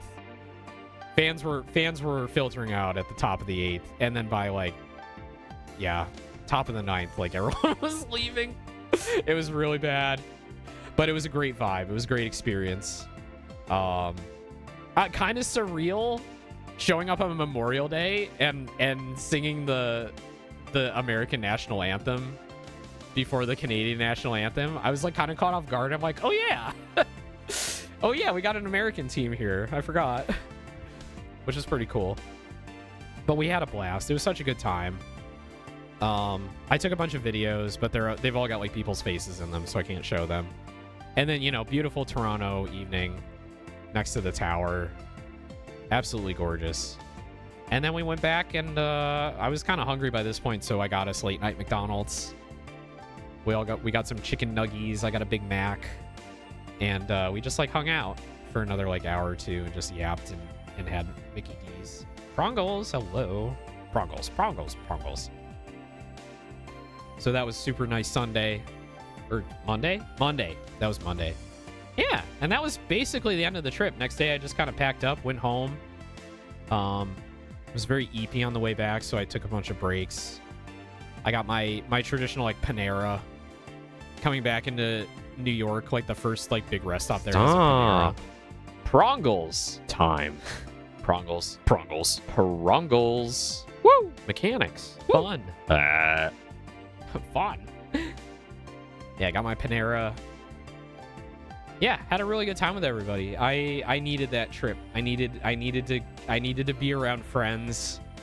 I needed to dress femmy. I needed to like just go do stuff, go to a ball game, go to a con, buy things for friends, buy things for myself. It was a nice treat. It was a very nice treat. So big shout out to Frankie for organizing it. He's very sweet. He pays for a lot of things. I'm very thankful for it. So thank you, Frankie. Thank you, A-Ray. Thank you, D. Thank you, Charles. Thank you, Soul. Thank you, Shyla. Thank you, everybody. I had a really good time. Is there anything I missed? Nope. That's it. So I'll have a home tour video up in the next couple of days. I just got to edit it. I'll probably work on that tonight. Because I've been talking all about the toilets how fancy the toilets are, how fancy the showers are, and all that. You sound like you had a good circle of friends around you. Yeah, it was a really good group because everyone's very like understanding of like people's living space and what they need, and you know, their different levels of like queerness and like personality and who they are. And it's like, it's a nice group to just be like, yeah, I can just be around these people and be myself and have a good time. And I think it's a really special thing to have. A lot of people don't have that. A lot of people don't have those opportunities, and I'm very thankful to have those opportunities. Got to see you branching out from VR toilet content to IRL toilet content. You know, I might actually, I did take video of all the toilets in the house. I'm going to have to rate them. The one in my bedroom, well, my bathroom, the master bathroom, is the best one. Full on Toto toilet. You know, temperature controlled bidet. Opens the seat when you approach it on its own. Self flushes when you leave it. Closes itself when you leave it. Air dryer for your booty. I mean, come on. Come on. It was awesome. It was so good. Those toilets are great. Yeah, they're awesome. Is the seat? Oh, yeah, heated seat. Oh, you know it. You know it. It's a heated seat. You sit down and you're just like, my butt. It was lovely. It was so good. Yeah, looking forward to the next meetup. Very much so. All right. Do you want to play some crab game? Cat butt. Cat butt. Yeah. I have a pretty never mind. All right, let's play some crab game. Let's play some crab game.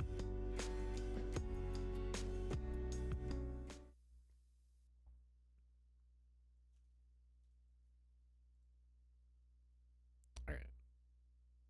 Where crab game? Where crab game? I remember to switch the category too.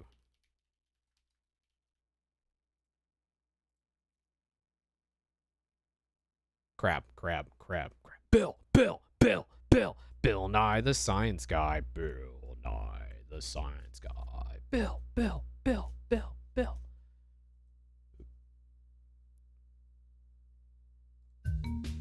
All right, so we're playing Everything is Crab. So this is a roguelike with crab. We give time for someone host, any people and make a growd. Tom on us some 7 and 2 situation. Trap paras fan rate to banking quant altalazang. You sever making for tontevid canted. Chiney quantevid doing. Tom on us some 7 fire bickel trato jeep using seke to redo. Grab making seka forestas. Grabbing using medb and tabi. What? What? Okay. Cool. Anyway. Oh no. Anyway, we're gonna play crab game. Everything is crab, so it's like a crab genetics roguelike. Kind of like Spore. You know the best part of Spore, which is like before you get to the space stage and you're just like fucking around with genetics. I think that's what this game is about. So we're gonna give it a shot. Oh, wait, what did I do? Oh, I hit a button. Sorry. Sorry. I think I hit the bug report and submit button. Oh yeah, I hit F1. Okay. Let me turn the volume down.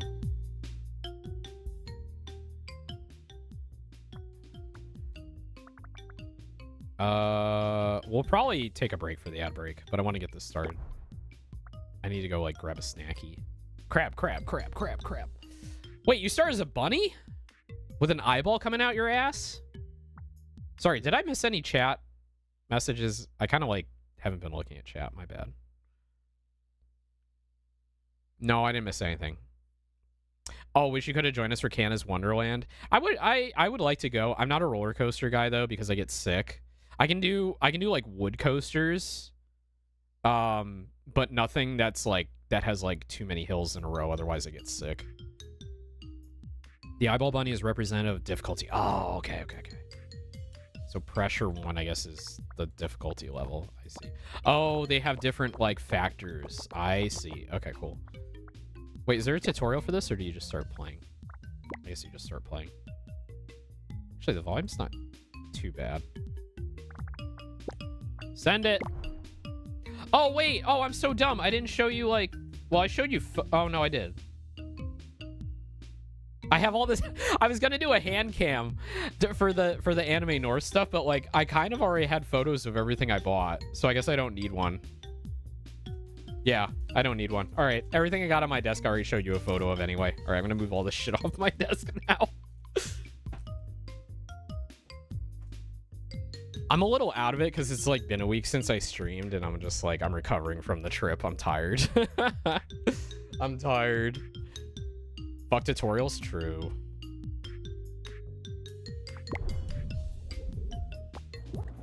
Oh, hi. Move using WASD. Can I eat? Can I eat these things? Dash using spacebar. Aim your attacks with the mouse and press mouse button to attack. Okay. Ah, I see. Do I like tap, or can I hold it? Your attack and dash cooldowns are shown somewhere. You need food to evolve. Stay on top of food to consume it. Okay. Whoa. Okay. Should I move over? Do I need to move out of the way? Like here? Or should I get bigger? Should I get taller? Small or bigger? Do you want small cat boys or big cat boys? Shell. Damage resistance. There's a lot of icons here. What do these mean?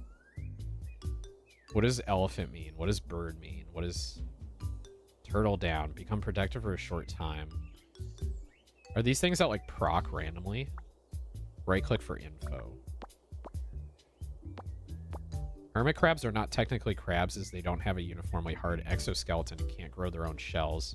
However, none of that matters because everything is crab. You should get narrower and stay the same height. Or maybe really short and the width of the screen. We gotta go wider. We must go wider. Carapace. Oh, this is all like damage resistance here. Okay. Or plating or whatever. Extra protection that will absorb damage before it affects the hit points. Okay, so it's like shield. Okay. Okay, so plating 5. So this is damage resistance and plating. It's like a middle ground. Fuck you, Scuffy. I'm off work today. Don't play that shit. Scuffy! You should be... It's good!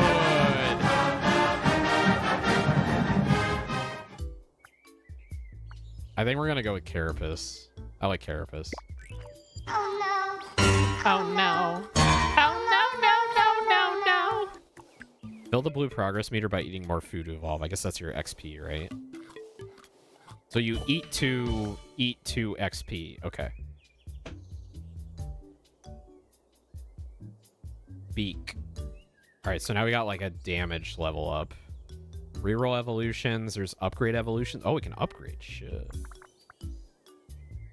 So attack and dash. All right, so muscular tissue. Oh shit. Physical +2.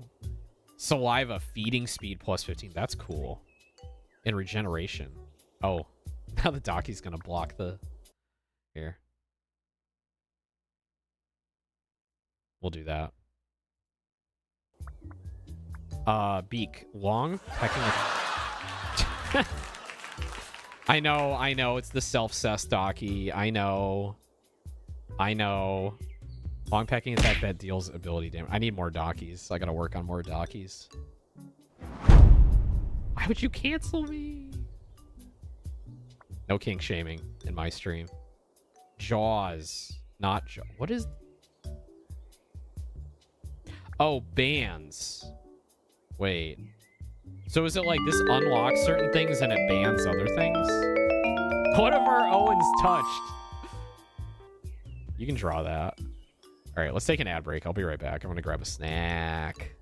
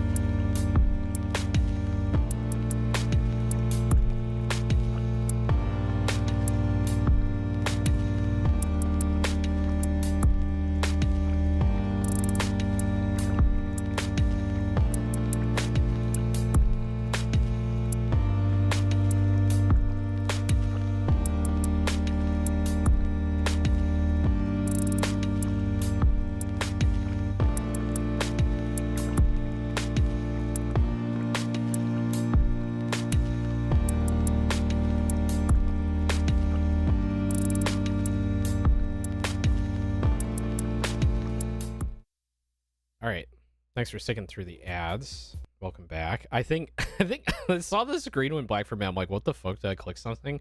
No, Nina redeemed the terrible day for rain redeem, and I think it like broke the scene I was switching to because it's not set up to do that. And I had to switch out of it, so sorry to spoil your fun. All right, how are we gonna evolve? All right, so we got beak, long pecking attack, saliva. I like the regeneration, but I think I need a better attack. Or should we focus on like support? Let's focus on support stuff early on, and then we'll go to like better attacks. We're just fucking around finding out. This is so cute. I love the art style. Can we hit trees? Survive. Oh, that thing's coming to attack me, isn't it? Oh fuck. All right, we killed. Oh, I completed the tutorial. That's it. Cool. Oh, more eyes. Ooh, saliva. We could up saliva again, or we can get jaws. Biting attack that deals physical damage. What do we have right now? What is our attack right now? Like, where's my stats? Like, where's my... Like, what do I have? Oh, bop. Soul, hello. Were you awake for my recap stream? I know A-Ray and Frankie were hanging out here. Tarls too. What do we have? Bop. A really weak physical damage attack. No, I want jaws. Da-da. Da-da. Da-na-na-na-na-na-na-na-na-na-na. I'm a shark. Suck my dick. I'm a shark. Does anyone remember that meme? Does anyone remember the suck my dick? I'm a shark. Okay, so we can shark bite with left click, and we can punch with right click. Okay, and then we can still dash with spacebar. Does dashing do any damage? I remember it. I love it so. It's a great meme. I'm a shark. Suck my dick. I'm a shark.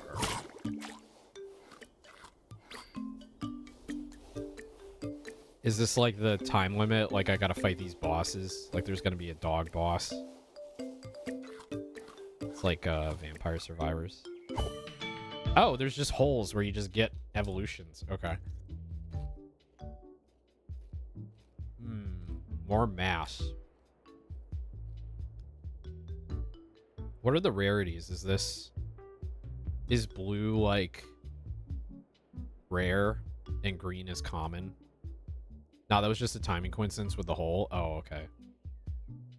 I love when you this is a great thing about game design is like and studying how people play games is just like when two things happen at the same time that normally don't happen, then you get like players who equate one thing happening, like a game mechanic happening, to something they did, and then they incorrectly associate with that for the rest of their playtime unless they're told otherwise. I always find that stuff really fascinating. Because I would have been like, oh yeah, I need to go into a hole to evolve now. Let's get bigger. Let's get swole. Am I getting more XP in this hole? Ooh, horns. Headbutt dashing attack that deals physical damage and penetrates enemy plating. Yes. Yes. Can I replace the dash with that? Isn't that what dash is? Oh, it's like its own thing. Okay. Hole. Hole mention. Yeah. You can adjust your loadout during any evolution on the left panel. Okay. Hole. What is going on? Is it just for like hiding in? Water slows you down more the deeper you go unless you have the right evolutions. Cool. What's down here? What is this? Okay, it's not like a big dash. I guess that's the thing I can't like use right now.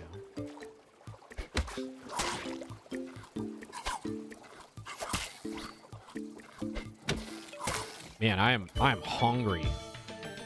Hungry crab. Stomach. I'm still like, which ones are I assume this one's like the rarest one here. Holes are for hiding from your problems, just like real life. Holes protect you from damage. You can hide from enemies and wait out the poison damage. Very handy. Okay, cool, cool. Feeding speed plus 40. Hell yeah. How many, like, things can I acquire? Dude, does it just keep adding them, or am I, like, replacing them as I go? Star down here. Is that the boss?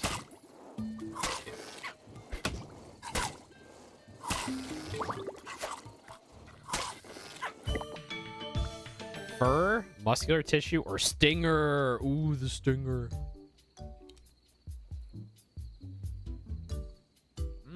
I don't know about stinger. The only limit is opportunity cost and equip slots for active stuff. Got it. Okay. I kind of like the cold adaptation because then I can start going into the snow. What is physical? Increases damage dealt. Oh, maybe I need to get a little bit more. Oh, look at the. Let's look at these affinities. Oh, there's different, like, okay. Oh, I see what these. Okay. So predator, prey. Okay, so then you get chances to get certain types of evolutions depending on how much of one type you're skewing towards. That's cool. Okay. I see. Gregarious. Imposing. Nice. So what are these? Well, this one is trickster. But what is the eagle one? Predator. Right. Okay, predator. Oh, and this would unlock. It's a cool sort of natural way to support your build decisions. Yeah, I like it. It fits like kind of into evolutionary theory.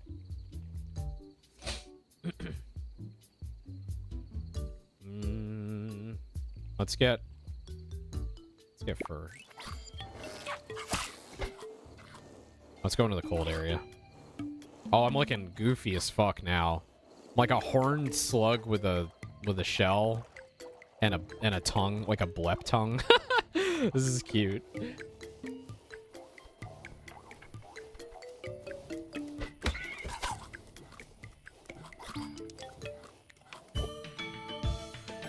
Carapace. Horns. Another level on horns. Yeah, let's do that.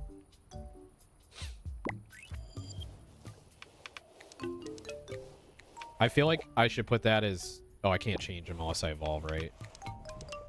To, like, the different slots. The range is very short on it. The dash, I mean, for the horns. I guess we'll hang out in the frozen area because that's what I took the thing for. Ooh, carved tree. Gain a full level of progress. You mess with the cat boy, you get the horns. True. Let's get the physical by one. That's sick.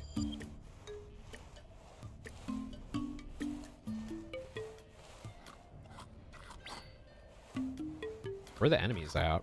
They're like hiding. Can I like I can't shake the tree. Oh, wait. Oh, I'm getting cold. I thought I had fur. Uh-oh. Oh, can I hide? There we go. Nice.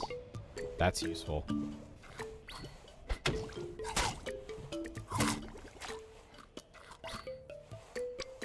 The music's so cute and goofy too. I love it.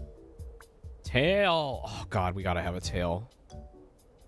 What is life? What kind of life would we live if we didn't have cat ears and cat tails? Like, that's a world I don't want to live in. Let's go. Let's that go tail. I know, I just went on a rant and then I ended up not getting it. Oh, it's like a poison cloud. Ew. Gross.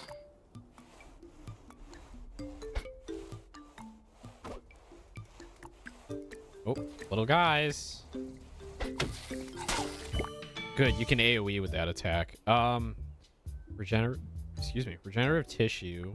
Elusive. No, we want to be big. Spit. I'm kind of locked in on the horns. I can do something other than the shark bite, though, but I don't know about spitting. I like regenerative tissue. That's good.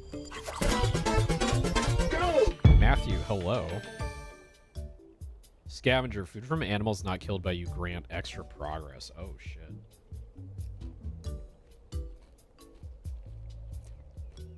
I don't know. I'm killing everything I see.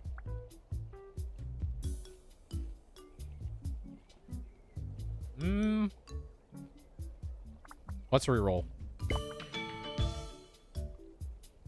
Cheek pouch? We can become a hamster? I'm a hamster, turtle, bull shark. Store nearby food in your cheeks. Stored food will be consumed at the same rate. Small? Cute. Let's do cheek pouch. You can't beat these cheeks. Oh, the boss is coming. Oh, shit. Oh, shit. Oh, God. Why is the screen vibrating? Crab tar.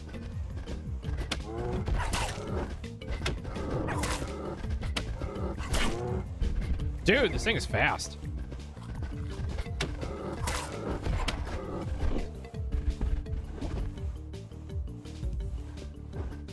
How am I doing? Oh, I'm like almost at full health. Ow. Woo! Easy. Body slam. Ooh, wait. Okay, saliva level 2, more mass level 2. Body slam, close range attack that deals physical damage and scales with max HP. Ooh.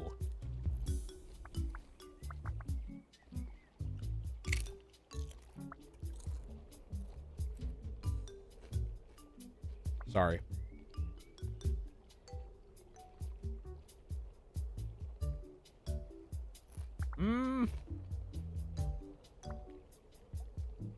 Yeah, I kind of want body slam.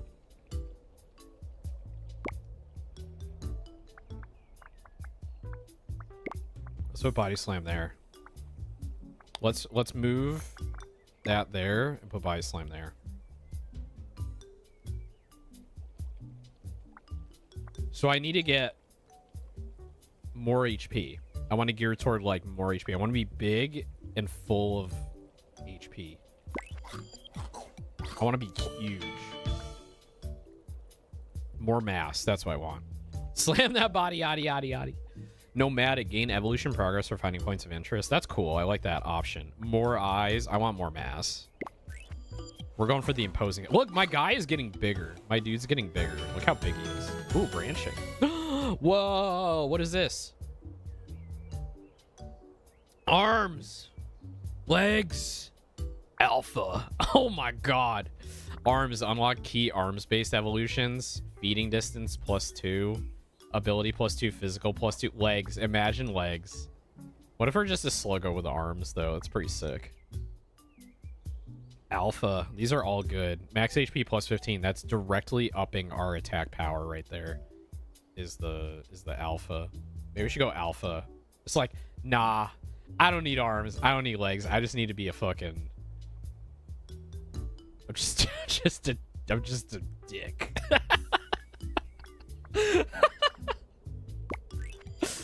Alpha time. Becoming metaverse. I can't imagine arms. My brain's too smooth. Hasn't evolved yet. Yeah, that's fair.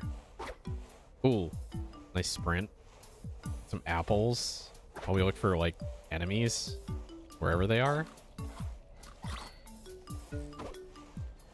I haven't even used the body slam yet. Oh, okay. It doesn't. It's like very short range.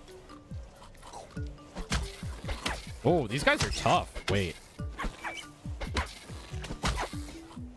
Ow. Took a lot of poison damage there. I'm cold. Oh no. I need a hole to hide in.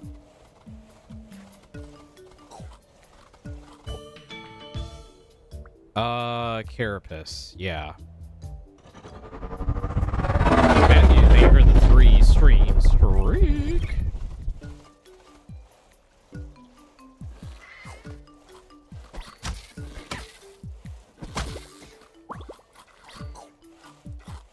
Ice, ice, baby. The pouches are nice. Oh. I'm good. I didn't die.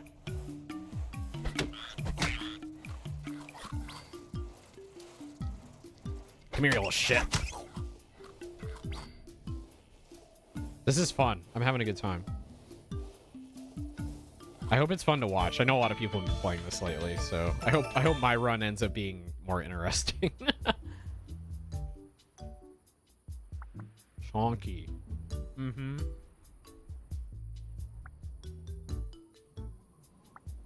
Yeah, we're going with chonky. Size plus 14, physical plus 1.4. Should give it a try. Oh my god, look how big I am! Look how big I am! I'm huge! I'm so chonky now. I'm a big chonky hamster bull turtle slug.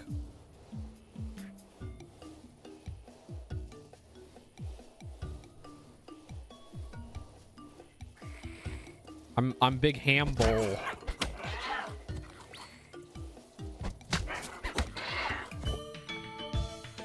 Small reach. Ooh, reach. Yes, reach.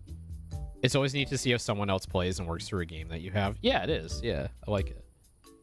I love watching my friends play Factorio. I love it. I love seeing how people play Factorio. It's so interesting. I like how I went the entire game not knowing that you can change the color of your dude until after I beat the game. And then I went back and watched the clip where Zod was like, oh yeah, Teal, you can change the color of your dude. And Teal was like, what? This whole time? I need to go back and change my color. I was playing a little last night. I was just rearranging some things. You should try Factorio. Yes, Prongles, you should try Factorio. You should probably do it off stream so people don't come in and be like, you're doing it wrong. Actually, methinks you should be doing it a different way. Oh, he's so big. He's a big chonker. He's a big chungus. You could have been blue. You could have been blue. I could have been green. My rotation. 1, 2, 1, 2, 1, 2. Oh, I'm gonna die. I'm gonna die. I'm gonna die. I'm gonna die. I'm gonna die. I'm gonna die. I'm gonna die.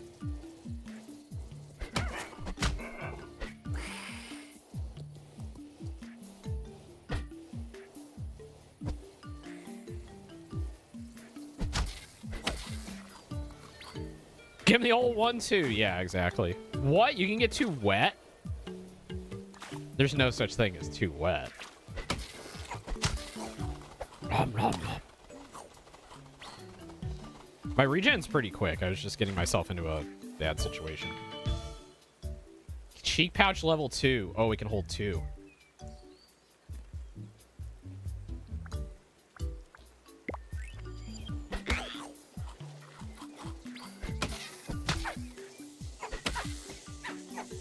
Oh, that poison hurts. That fucking hurts. So the cheek pouch is great. You can like pick up food and just keep moving. You don't have to stand over it. That's lovely. Just consume over time. They're not dots. They're cots. Consumption over time. Poisonous saliva, jaws, beak, leech, and spit attacks impacts will now apply poison. But we don't have any of that. Or we're not using the jaws anymore. Is this... Yeah, these do a lot more damage. Because this one is plus 10% of max HP, right? Maybe I could switch back to jaws for the 2 and then use poisonous saliva. Maybe that's a good idea. Let's try it. Let's try it. So I played a ton of this game. I still have no idea what the wetness from the rain does. Have you gotten it to max? Cost thinks it might slow you down a little. That makes sense. Let's get bitey. Let's slobber all over these boys.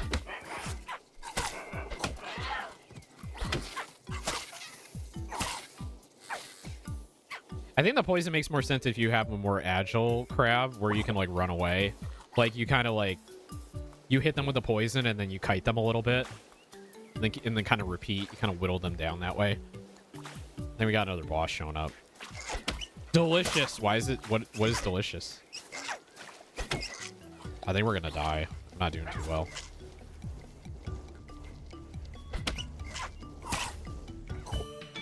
I think I like the body slam better.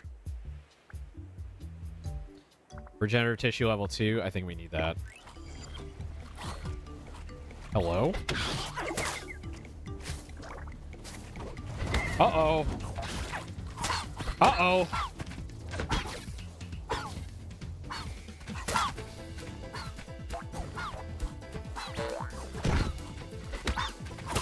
Uh-oh. Uh-oh. Uh-oh. Uh-oh. Uh-oh. Uh-oh. Uh-oh. Uh-oh. I'm gonna die. Uh-oh, I'm gonna die. I'm dead. Okay. Duck and wave? No, I'm bad.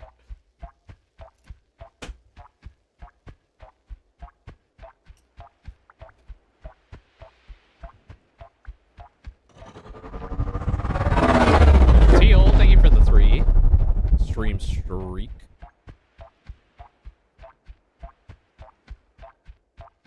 Duck and wave. What? Oh, it took a screenshot of everything. Oh, that's cute. It takes like 4 different screenshots. So it takes like, it gives you a GIF of your creature at the state it was in when it died. And then it gives you the evolution chain. And then the 3rd screenshot gives you the results. And then the last screenshot gives you all your stats. That's really cute. I like the GIF. That's so cute.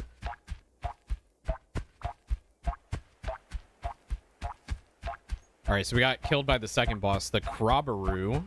Was that a boxing Krabaru? These guys pack a wallop and are extremely nimble. Watch their attack patterns and try and sneak in a few attacks between punches. Whoa! Oh, a cute picture of when it died. No, it was like what it looked like at the final form of when it died. You now have access to the codex. Track your progress and aim for 100% completion. Ooh, immune system. Oh, poison resistance. Nice. Ooh, cool. Hey, let's keep going. Let's keep going. All right, so I want to do a more like agile build this time. Let's do fast boys. Let's do fast boys. Because my favorite kind of Souls-like build is like rolling. I like to roll. I just roll everywhere and hit things with short swords.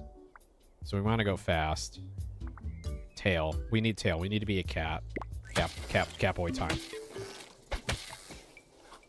Your friendly neighborhood cat boy. Just the cat boy next door. All right, scales. Regeneration. That was pretty good last time. I like that. Scales. I don't want scales. We're not a scale cat. Unless. So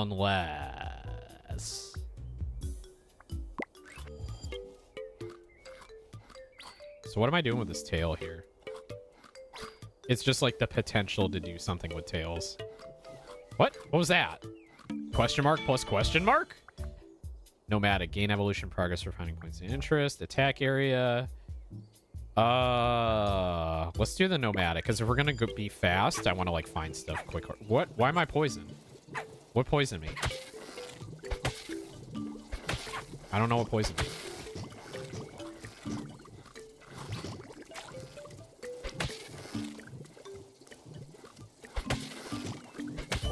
Whew. The mushroom? Oh, the mushroom got me? Okay. Plating and social. Increases the chance to charm enemies with specific abilities. Ooh. Immune system. Oh, agile. Oh, but.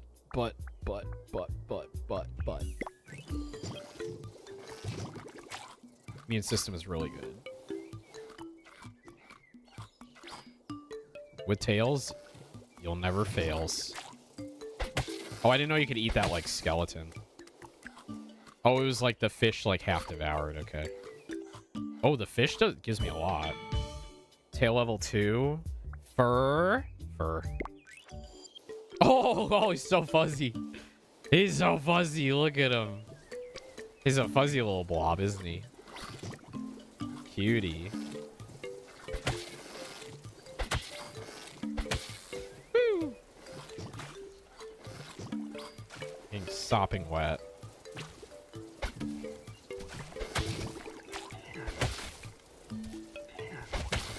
Wow.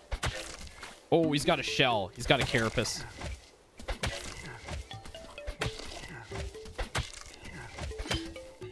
Oh, we blocked it. Got him. Ladies and gentlemen, we got him. Okay.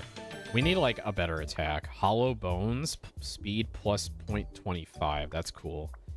Stomach, better feeding speed. Scavenger, food for males, not killed by a grand extra progress. Let's do the hollow bones. We need speed. We gotta go fast.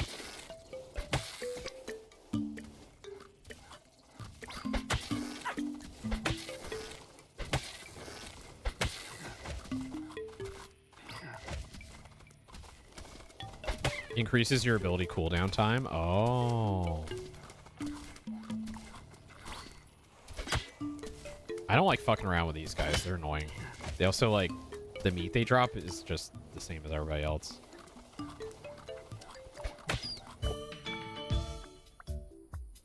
Ability, +1 cooldowns, -5. Regenerative tissue. Fungoid sporadically generates mushrooms around you. What do you do with those? What do you do with mushrooms? Poisonous spores. Ooh.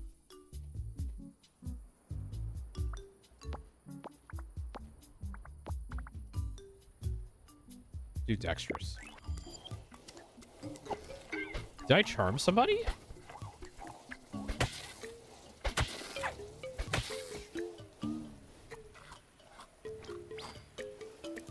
Something weird going on with the mushrooms there. Are you gonna come out of that hole?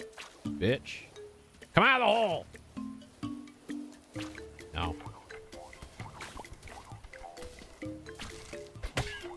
Come back here. Fuck. Oop. Icy. Oh. One hit punch. I had fun with a mushroom build once. Mushroom constantly spawning and poison damage everywhere. That would be fun. That does sound like fun. I assume the stars are like enemies that give like bonus XP when they die from the food. There's a lot of shit comes out at night. Stars! Oh yeah, I have fur. I can go into the snow, right? Oh, he's a big boy. Why are they running away? There we go. Contemplate. Hone. Contemplate. this fucking chimp picture.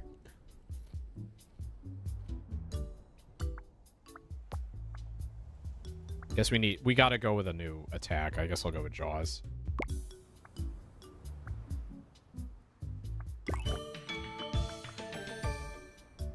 Hollow bones, up more speed, yeah. Still pretty slow in the snow. We gotta get out of here because the boss is coming. They can also give something extra, but also they're generally more difficult enemies. Elites, okay. Get it.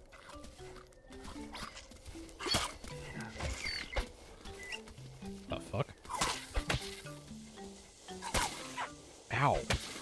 Oh my god, he's fucking murdering me. Oh, I died. Okay, that was a bad run. That was a bad run. Let's try again. That was not too good. He didn't fly so good.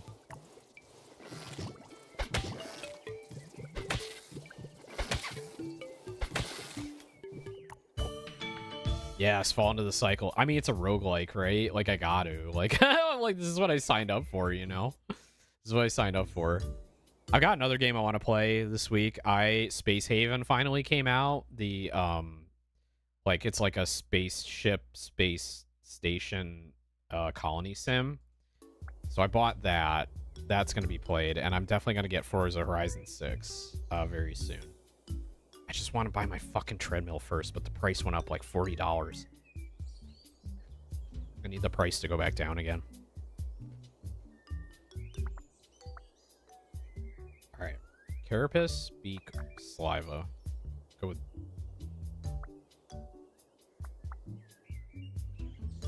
Go with... Oh... Beak.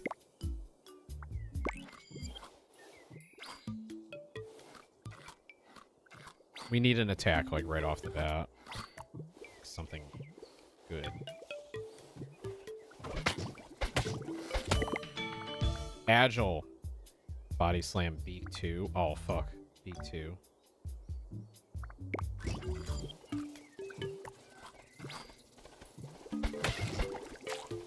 Get back here, coward.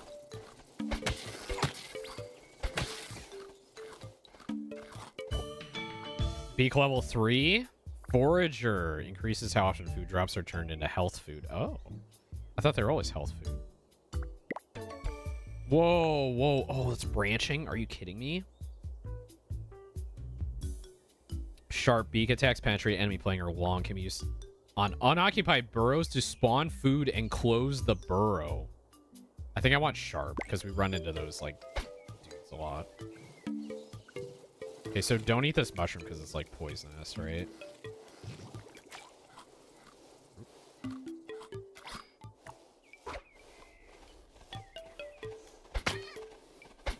Get back here, little shit.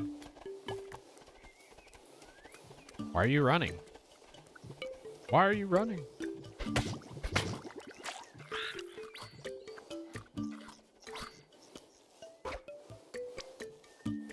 Come on. He's scared of me. There we go. Woo! Chonky. Agile.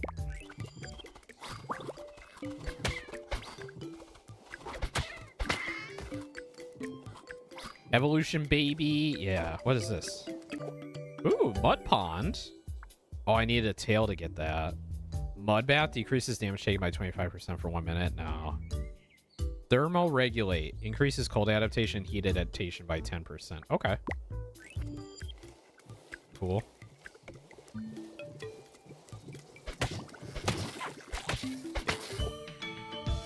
Subcutaneous fat. Cold adaptation, heat adaptation, max HP. Spines. Returns a percentage of the damage taken on contact impacts. Oh. And then forager.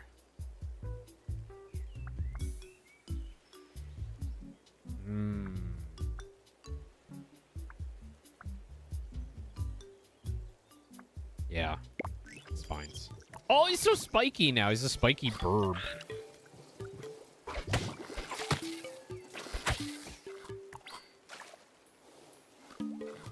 Did I take regeneration?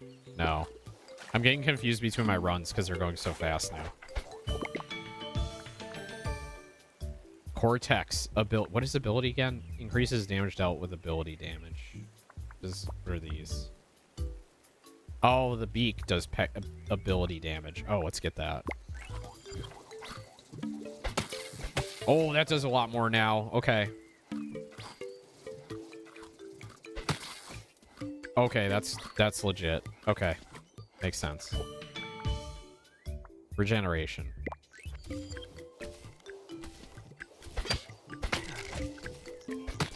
Wow, I wrecked him.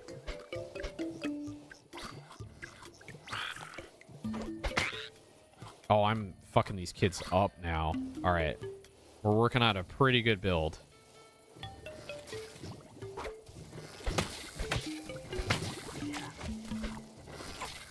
I miss my hamster cheeks, though. I want my hamster cheeks back. Chonky. Oh, I don't want Chonky. Carapace. Body slam. I don't like any of these, actually. More mass. Antlers. But that's a headbutt attack. Physical damage. I want ability damage. Maybe we'll get more eyes. Let's get more eyes. I like to have dodge. Cannot avoid poison. Damage over time itself and environmental damage.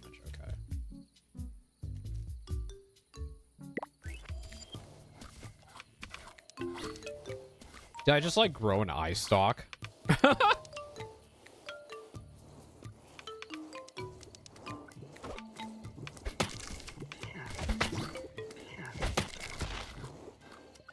well, I just, like, grew an eye stalk from that. spit. Yeah, we want ability damage. So we're going to put this in there. So we're focusing on this, on the ability.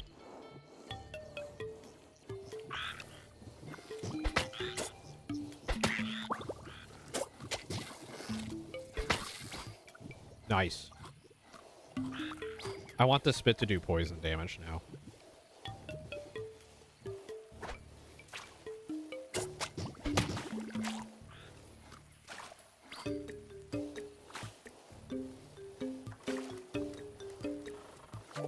Chaos Tree. Beak Spit is a pretty solid combo. Yeah, I'm liking it.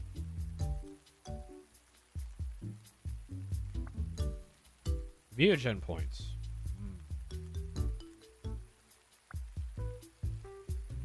Let's eat the Chaos Fruit. Plus 30% feeding speed. Hell yeah. It even increases the speed of the animation. You can see it like moving faster. That's so funny.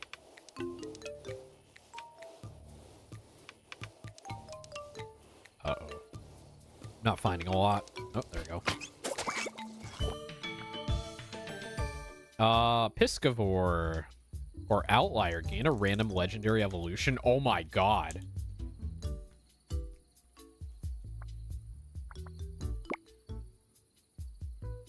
Scavenger. Food from animals not killed by you grant extra progress.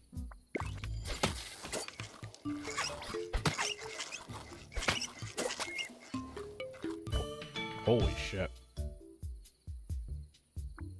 Agile level 2. Let's go.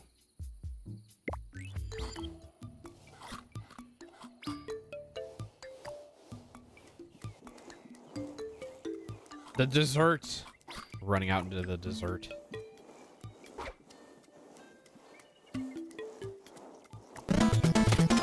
Go! Jordan, hello. How are you? Oh, yummy. Yummy snacks. More agile. Should get spines level 2 soon.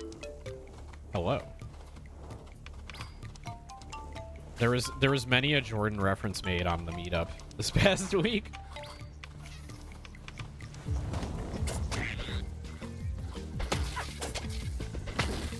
Oh god.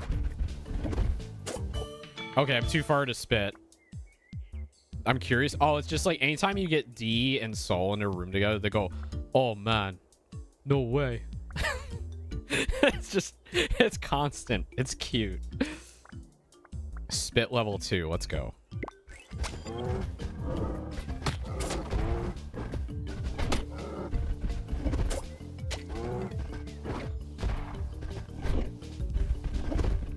Oh, it can hit the wall.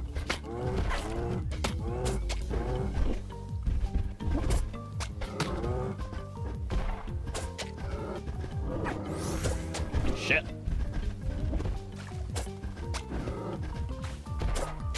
Woo! We did it.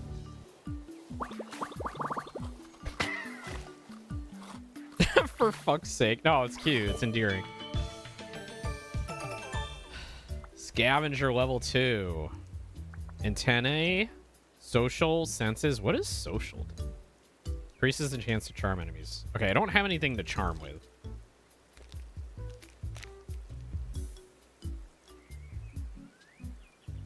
Achievement for getting it to die by ramming a wall. That's amazing.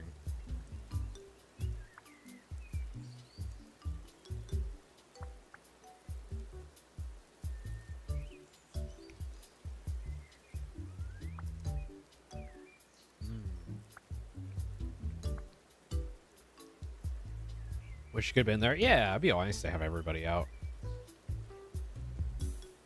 It's all good. 30% higher dodge. Let's go. Ooh, branching. Arms, slithery, or tentacles? Oh, tentacles. Tentacles. Let's go. Yeah, I hate the beak, but I love tentacles.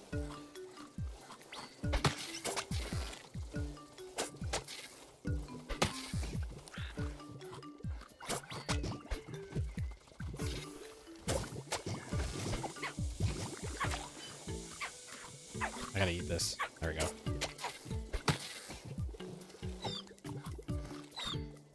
Beacon Tentacles is basically just a real squid. It's true. Very true. What? How is it tanking my beak? Is it because I'm not doing enough damage anymore? That's weird. I guess I can't penetrate it.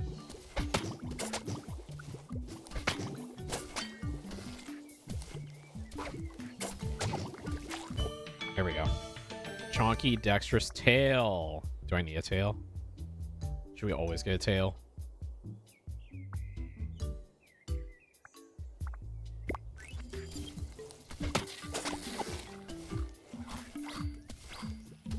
I can't penetrate him.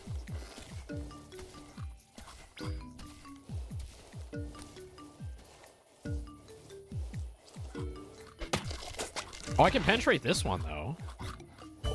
I guess his resistance isn't as high. Agile level 5, max level. Let's go.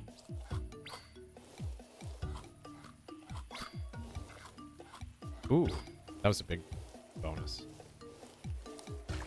The beak only penetrates the plating, not the guard from it facing away. Oh, I was just getting it on the wrong side every time? Okay. I see.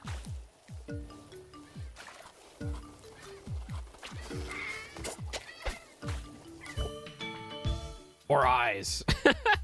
Stinger. Spines level 2, yeah.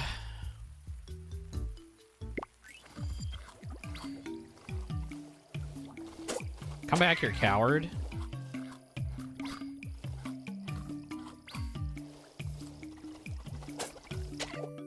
Bathe, heal for 50%, or drink. Yeah, drink.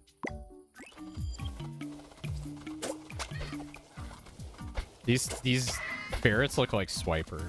Swiper, no swiping. Dude. Dude. There we go.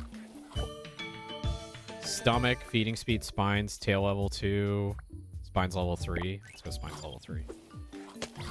Whoa, what is that? Get the fuck, get away.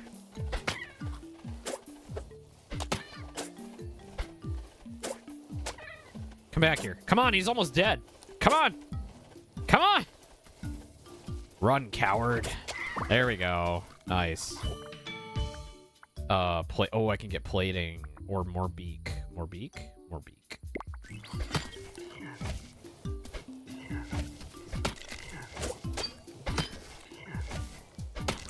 Nice.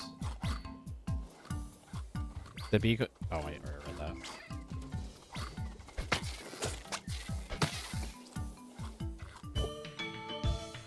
Spines level 4. Yes. Poisonous. Supplies of poison stack on contact impacts are detachable. Your spines are also triggered on dodge. Oh, shit. Ooh. I kind of like that. I like the detachable. That's cool. Mud pit. Scent marking. Oh. Yeah, let's do that. I need, like, charm abilities. I need to see what those are like. Oh, that guy was worth a lot. What the fuck? What the fuck?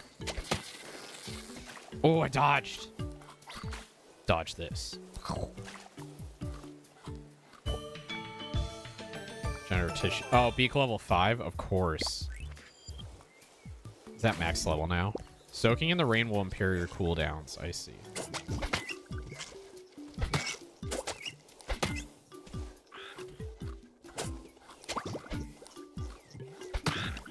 No!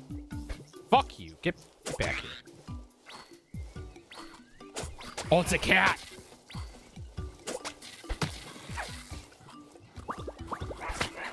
Oh, there's a lot of dudes now. There's a lot of dudes. There's a lot of dudes.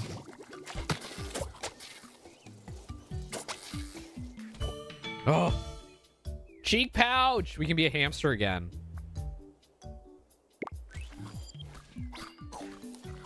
Hamster. Come back here, little shit.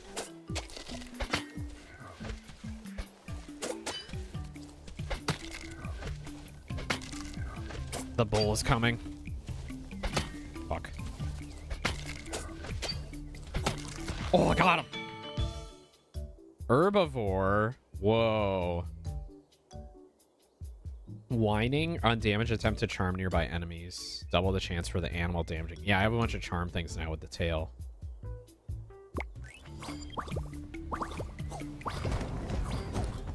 Okay. Spit level 3? Yeah.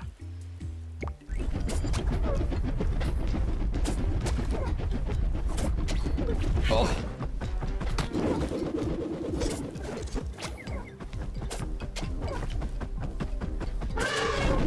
Ow. No!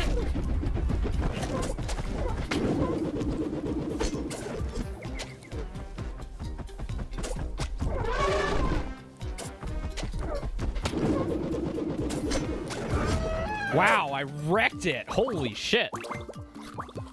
Holy shit. Fucking destroyed.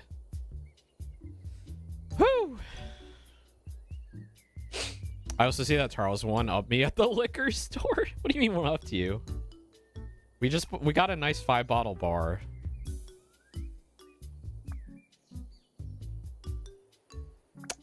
Cortex. Ability? Yeah.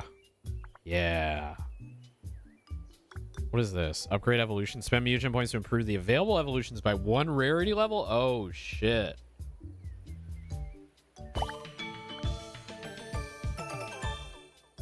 Cortex level 2 legendary. Okay. Nice.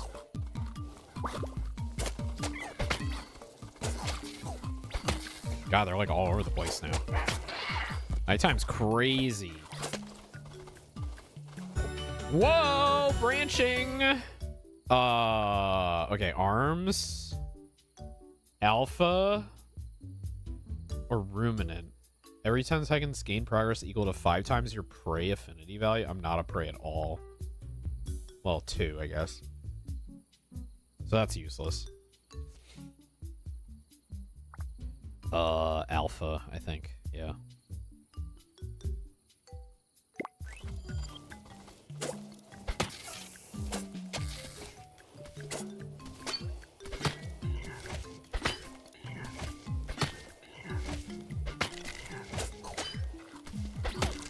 There we go. Nom nom nom. God, I hate the thing I've made. It's so ugly. It's not cute at all. Give me one of those cat things. I want to be a cat thing. I want a cat crab. I want to be a cat crab.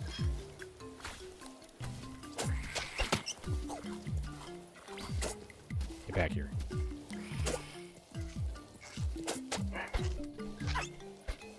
Get back here. Oh fuck. Cute little spike squid. I guess it's cute. Spit level 4. Let's go. Oh, it's a thing in the ground. Hello. Oh, no. Neat cacti?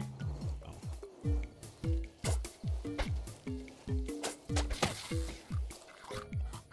This is great. This game is awesome. This is like what if Spore was good. Hallucinogen.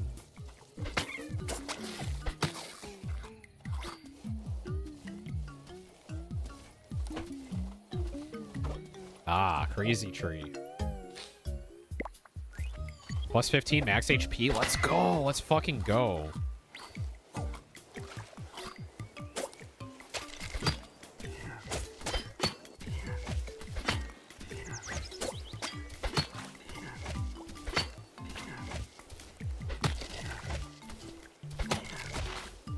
Gotta wait for the wind up. Chaos. Chaos control.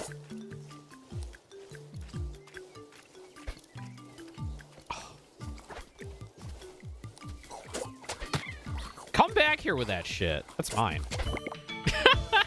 Spit level 5. Cortex level 3. Ooh. Tentacles level 2.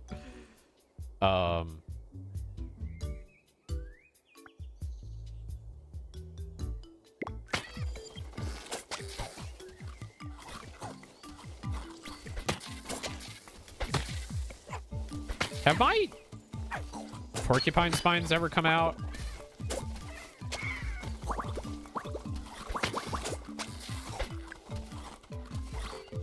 I don't think I've seen them come out.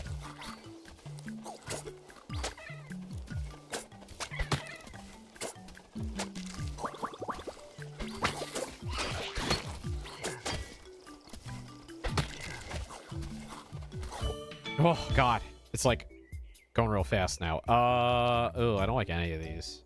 I mean, feeding speed, I guess, but...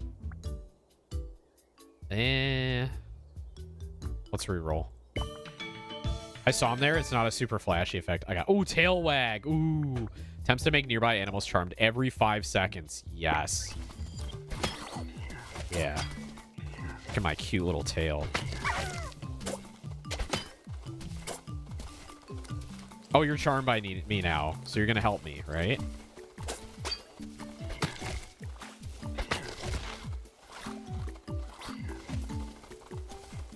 Oh, do they stay, like, permanently charmed? That's sick. Bathe. Drink. Drink.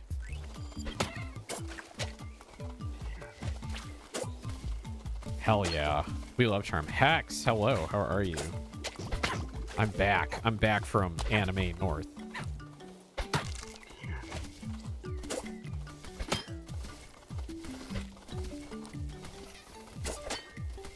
Are you gonna attack me? You're just gonna run like a old bitch. Oh, I got 2 like shell dudes like fighting for me now.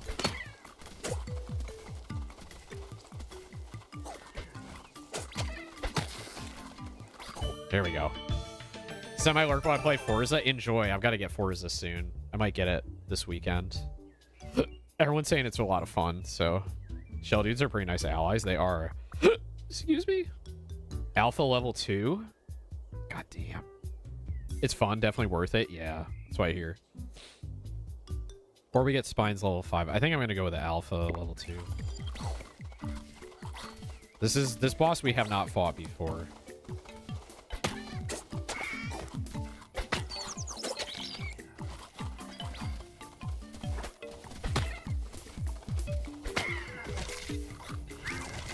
Get him, turtle guys.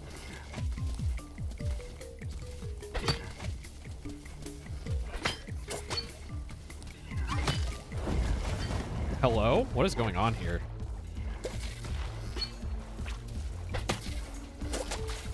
Oh, that's one of mine. Oops. I made some absolute piss missiles, brother. 1340 horsepower drag racer. A Pagani Hiara? I don't know what that is. Some nice vintage Jags and a Lancia Stratos for rally so far. Also, this game owns. This game does own.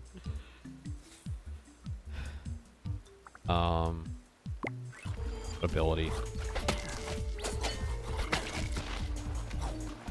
What am I fighting here? Aquaconda? Where is it? Oh. Oh, God.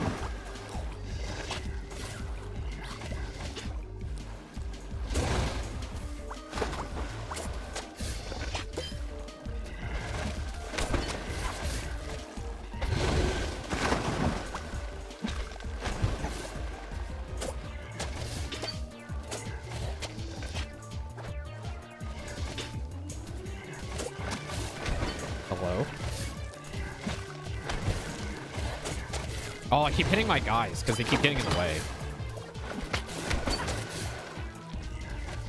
I think I'm good. I think I can do this. Oh, they killed it for me. Thanks, guys. Thank you. They totally just tanked the boss for me. That was so sick. Oh, Tentacles level 3.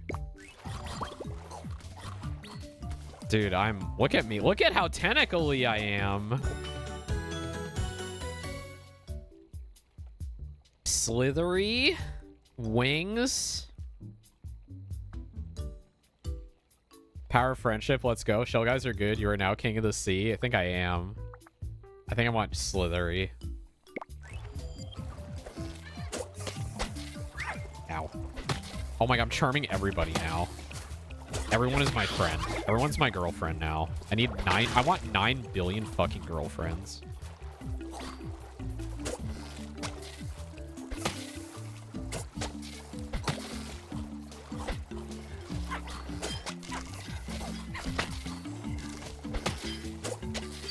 Holy shit, they're dropping a lot.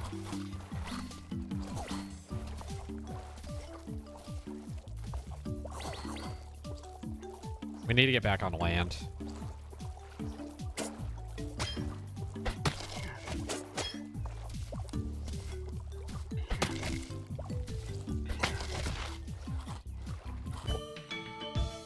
Pincers, where have you been this whole time? Oh, charm multiplier, yeah, or spine's level 5. All right, back on land.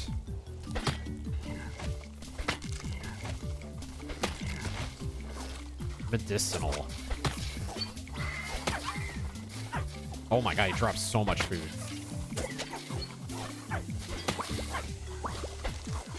What is going on here? Oh my god, there's so many of them. Whining level 2, tentacles 4. Oh, they're all good. Damage attempt to charm, it ups it. Can I get that to... I have 93, I might as well. Can I do it again?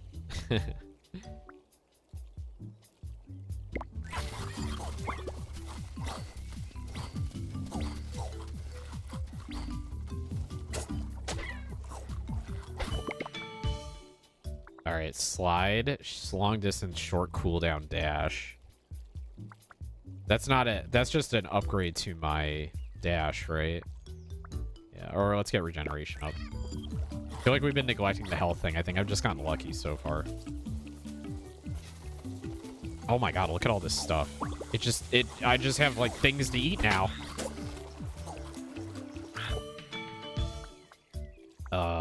Bigger cheek pouch, yeah. Oh my god. Holy shit. All the charm is like OP shit. Pack increases your and your allies' damage by plus 4% for each charmed animal or alpha level 3. There's like so many dudes on my screen.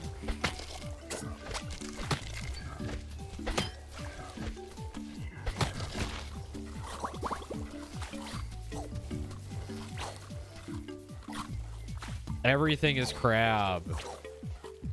Everything is yummy. They're just going around killing everything for me. What the hell? Holy shit.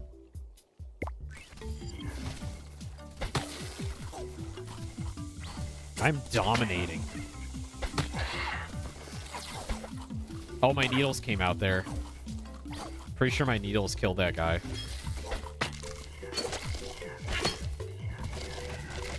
Oh my god. Did I just charm him right before he died? Holy shit.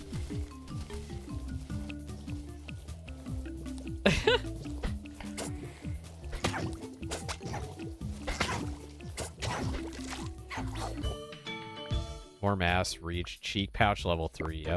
Yep. We can branch it. Oh my god, we can specialize it. Provider. Consume a piece of food has a 0.2% chance to charm nearby enemies. Heals nearby allies. Oh my god. Or plus 4 to stoner ammo cap. Well, we want provider. Obviously.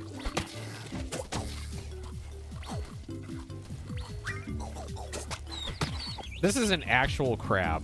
What's a bird crab? What the fuck? I can't tell like who's my ally and who's not. There's so many on screen now. Oh. Toe beans. Toe beans. Social attack that can charm the target. Oh my god. I don't know. I'm doing pretty good with the spit and the beak right now. You'd be good to access. What's a good wheel pedals for racing games? Well, for me, like if you're just starting out for sim racing, I would just get the Logitech G29 and then see if you like it. And if you don't really enjoy it, then you can just sell it. As far as like proper wheels and stuff go, like you'd have to ask the other racing tubers. I don't really know like what's good right now. Carnivore. I think I want carnivore.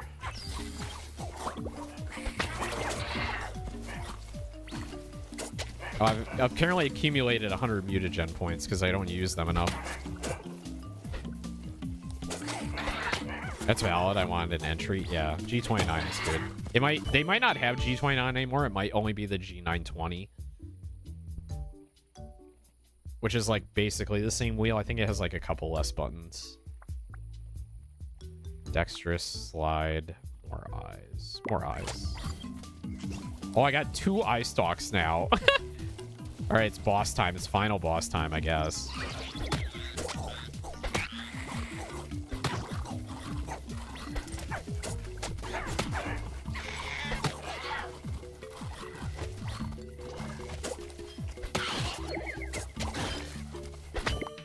Damn.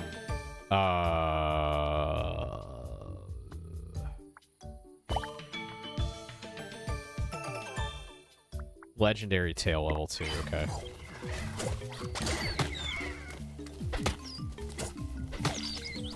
Just totally relying on that charm.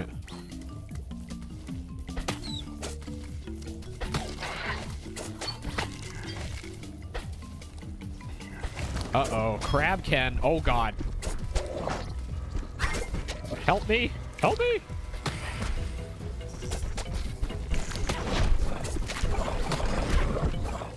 My guys need to, like, pin him down.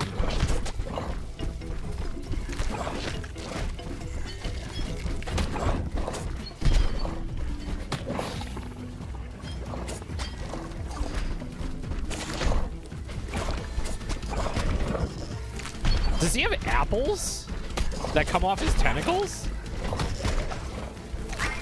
Oh, God. I'm, like, evolving in the middle of the fight. Okay. What is this? Whoa, strength in numbers increases cataclysm resistance for you and your charmed allies. What is cataclysm resistance? Extremophile? What is cataclysm resistance? Oh, reduces meteorite damage received from the cataclysm event. I don't know what that is. Don't worry about it, kitten. Plus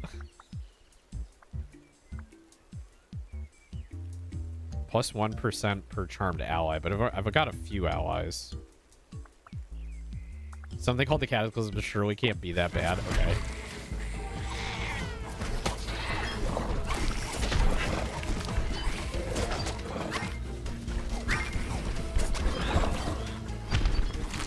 Oh, look at that. Wow, I'm taking a lot of... There's a lot of dudes here. He's got a lot of health.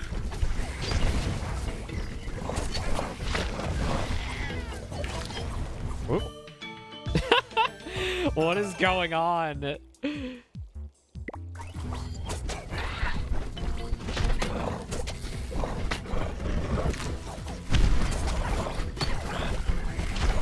Where'd all my allies go? Do they all die?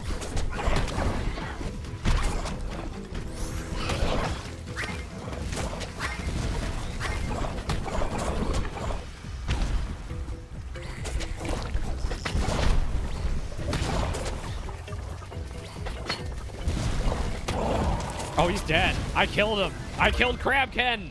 I won. I won. Woo! Yo, let's go. Congratulations on beating this pressure. You should know that this is merely the beginning. For now, feel free to go back to the main menu and try the next pressure. That's cool. Nice. We did it. We did it, mechanics. Basic enemies have increased damage. We'll do another run. I want to do another run. New evolution, Shifty. Negative size modifiers increase your dodge chance by that amount. Ooh. Chosen. Your third level up will offer 3 legendary evolutions.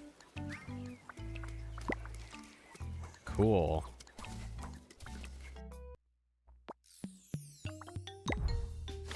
Darwin's Guide to, what did it say? Cataclysm? All right, let's go. Let's try pressure 2. Basic enemies have increased damage. Okay.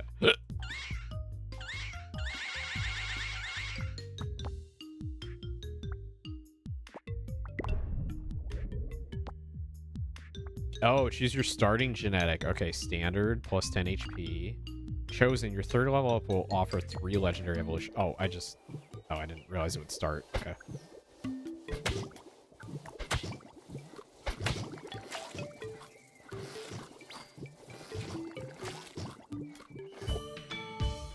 Scale. Let's go scaly. Let's be a scaly.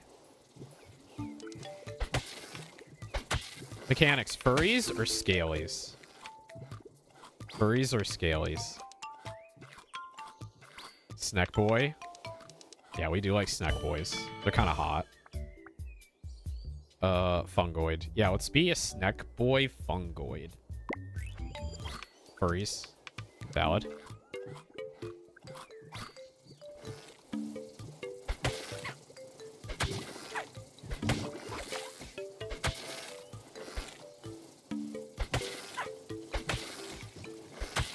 There's too many dudes.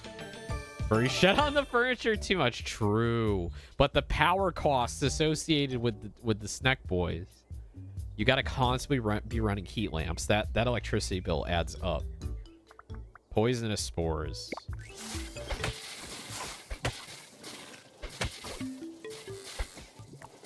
Okay, we have so much to eat.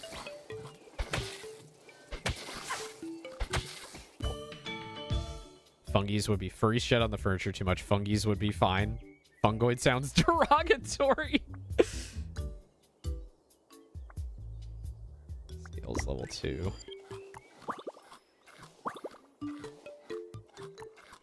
Oh, there's so much to eat. Antlers, muscular tissue. Is this? Are we gonna do physical attacks? Elusive. Size affects player attack areas, nearby radius, and player collision area. What if we go small? What if we do small snack?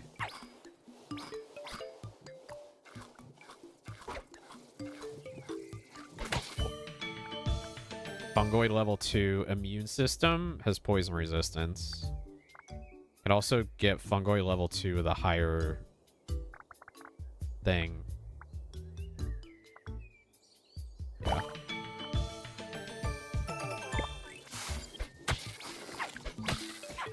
There we go. How does that activate? Is it just when they're near me, or? Oh, I died. Okay, all right.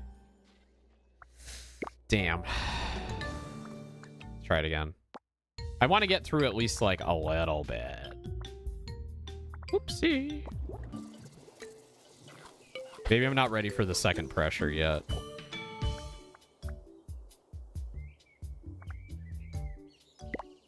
Self-damage? Wait. Attack that deals damage to the user. Hit triggers apply normally. Oh, self-damage is for 10%. Okay.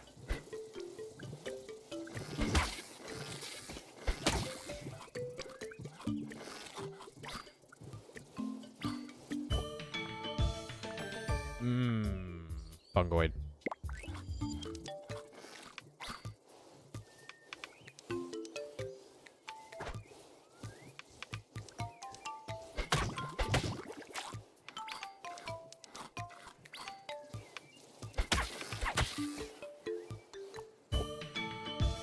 All right, here's the legendary. Hump. Hump. Gain permanent max HP when health food is eaten while at maximum health. Permanent max HP. Oh, wow. Okay. That's pretty sick. Slow metabolism. Or herbivore. I want hump. I want a hump.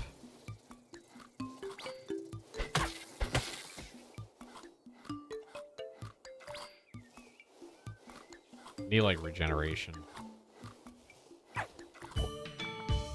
Yes.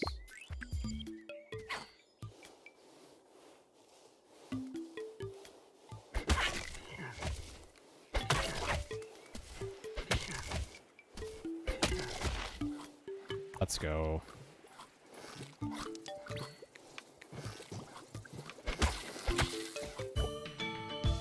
Okay. Regeneration.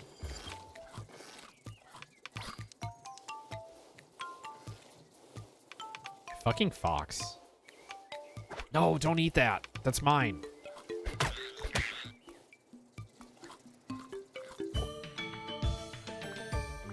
Forager. Because we got that health, like if you eat at max HP, we get a permanent bonus, right?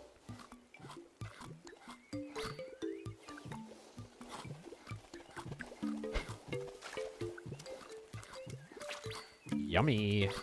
Why am I not getting to 100% HP? There we go. Any interest in bike racing? Like in real life or like a game? I think it's cool, but like I don't watch it.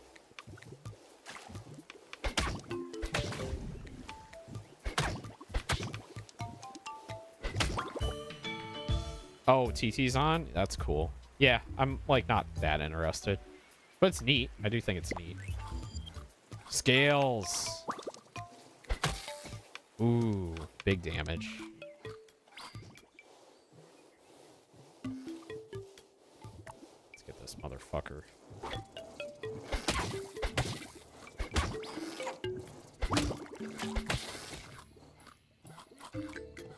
We gotta eat faster. Too slow. What is this? Is this physical? Physical, small. Plated. I need to go big on defense.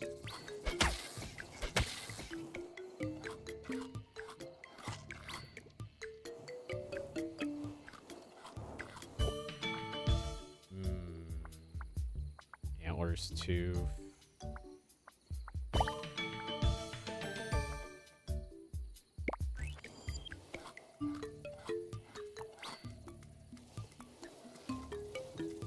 Little guys.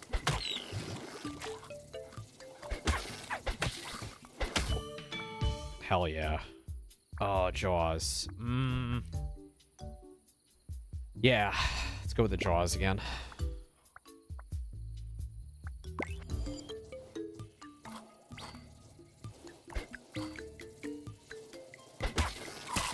Chomp. The Chomper. Imagine having like shark teeth IRL, like you're an anime. Like you're an anime boy with shark teeth. That was like a hot thing for a moment. Like that dude, the dude from Free, the antagonist, quote unquote, air quotes. More like a friendly rival. Scales 2 or antlers 3? Scales 2.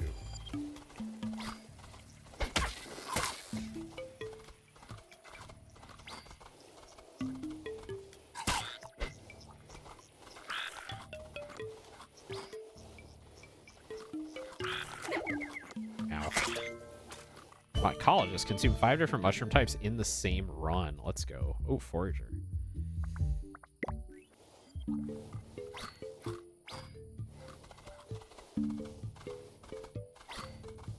I couldn't quite like get on top of that.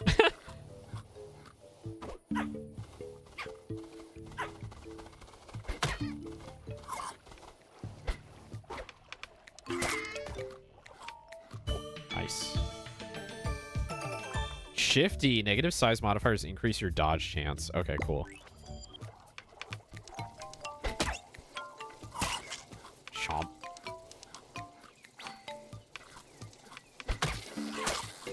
I forgot that like the mycologist thing makes like I actually have to like eat the mushrooms that pop up. They're not like, yeah, necessarily like all shooting spores.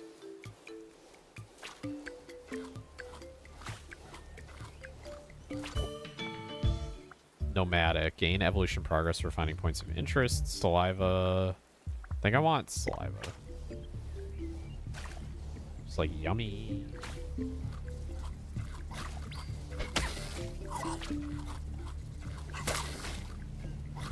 Here we go.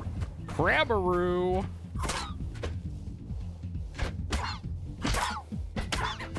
Ow. Wait, what did I... Scales level 3. Let's go. Ah, basking. Every 8 seconds on sand, gain a percentage of the progress need to level up. Oh, shit. Hard. On contact hit taken, stun the attacker for 0.5 seconds. Ooh.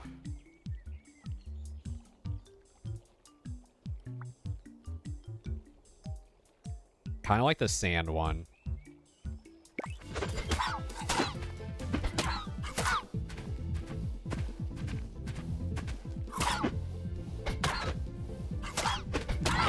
Oh, I fucking wrecked him.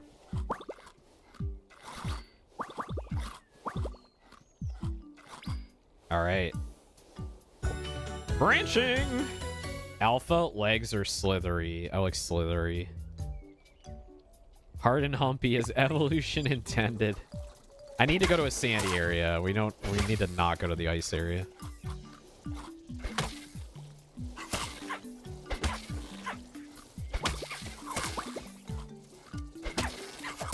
Oh my god, I'm getting my ass kicked here.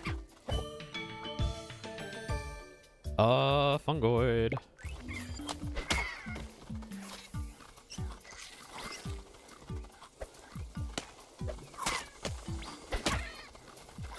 Dude, come back here.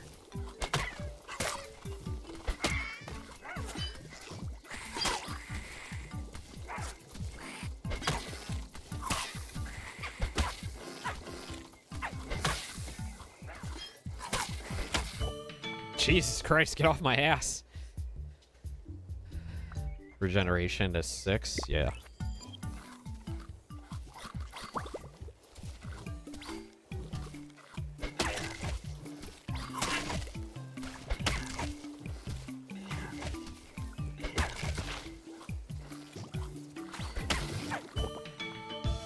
Plated jaws. Ooh, more mass.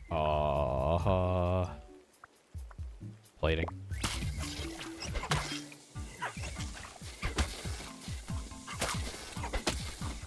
I feel like I've got a bad mix of abilities here right now. It's not optimal. I gotta get to the sand.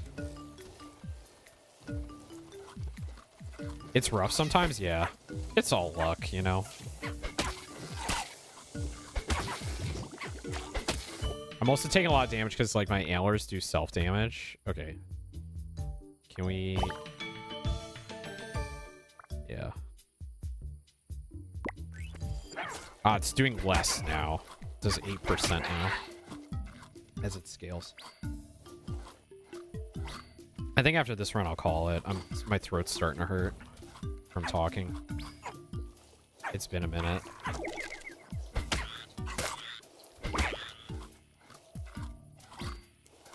Kind of dried out. Fungoid. Cordyceps. Each of your poison ticks can charm enemies. Oh, shit. Ejection on damage reduce fungoid's next spawn cooldown by 5 seconds. Let's get the Cordyceps. Oh, them spawning mushrooms just eating my own shit the entire time.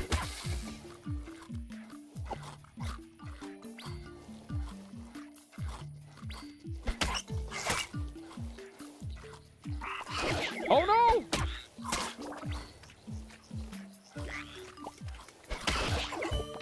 Ugh. Stinger or Carapace. Carapace. I hit Carapace already.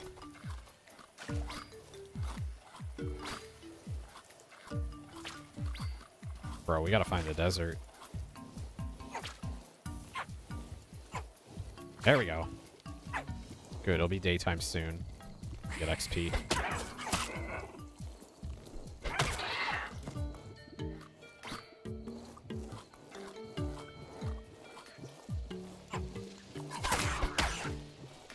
Get so much XP from eating those mushrooms. It's crazy.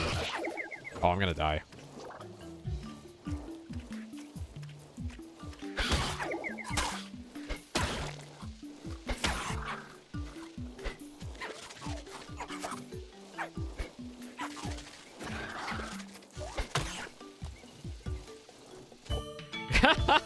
Just leveling up, just hanging out here. Fungoid level 4.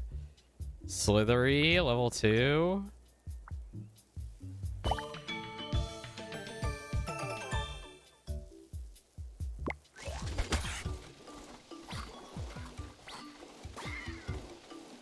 Come on. Ooh, 20 damage. Shit. Ugh.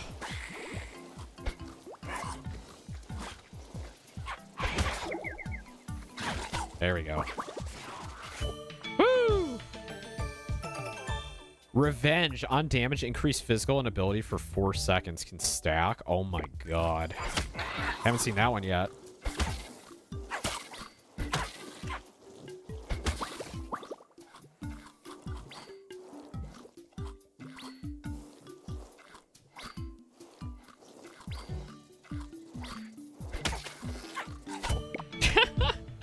so many level ups. Antlers level 4. Let's fucking go.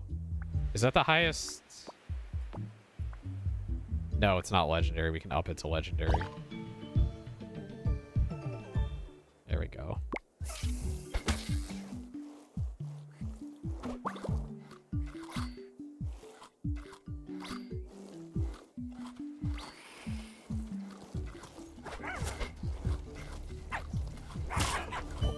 Oh, great with antlers, yeah. Spur, very low physical damage attack, used automatically when the other equipped basic attack is used. Oh, does this count as a basic attack? Does antlers count as a basic attack? Or is it Jaws? Just Jaws. Wait. How do I know if it's a basic attack? Oh, any of the attacks equipable in the primary or secondary attack slots. Okay.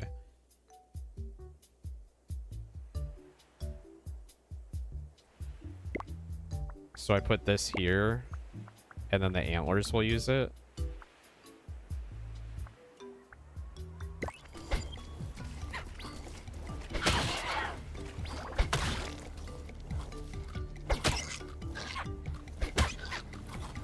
Uh-oh. I'm gonna die.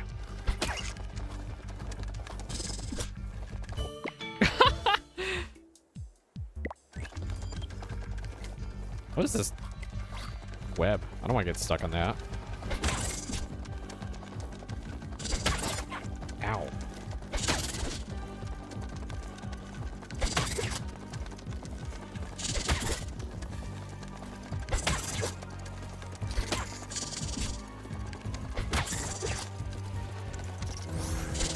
Woo!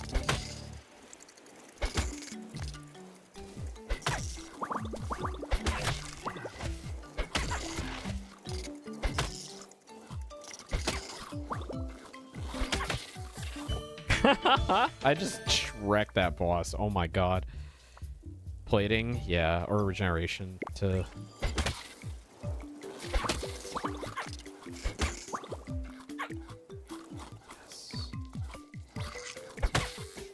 So many mushrooms. Like unlimited mushrooms here. Plated.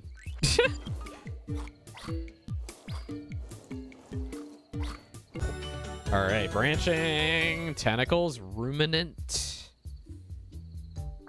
Oh, let's see. Alpha. Let's go tentacles again. I love tentacles.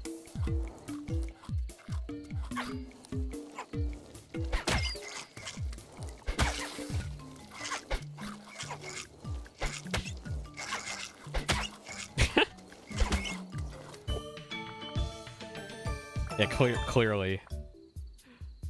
Spur level 2. Trunk. Whining spur. Out spurs that jingle, jangle, jingle. One-shotting these kids.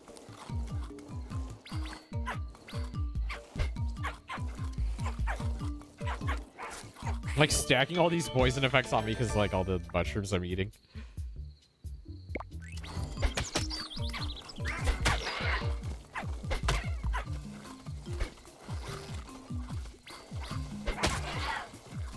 This game is awesome.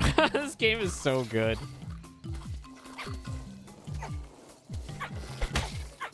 Just constantly poisoning myself while gorging myself on these mushrooms. Oh! It's addictive. It really is. This is a good run, too. I wouldn't even be mad if I lost this.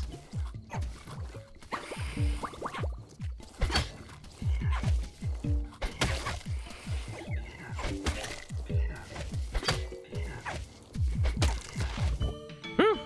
Okay. Spur level 3. Let's fucking go.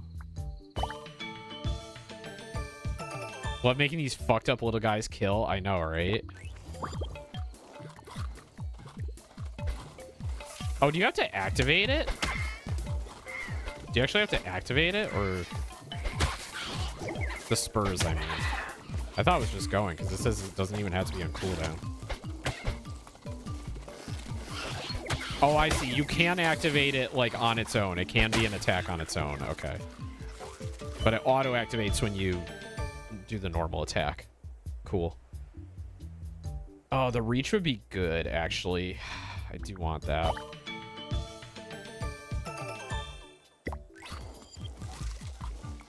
I need to eat faster. I need a way to eat faster.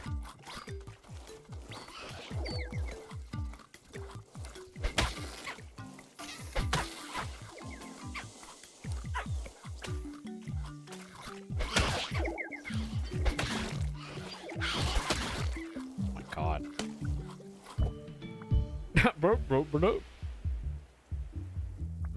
Saliva.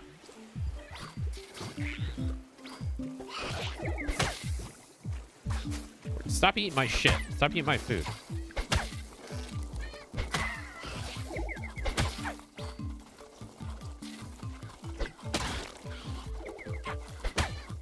God, I'm a menace right now. Fucking menace, Carapace.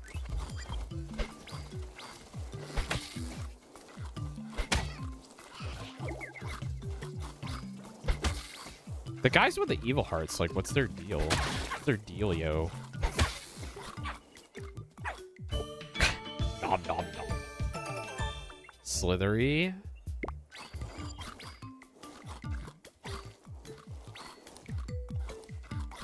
Enemies can charm too. Oh, they're charmed.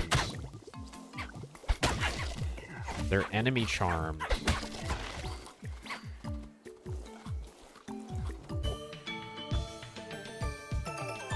Whoa, Fungoid level 5. Let's go.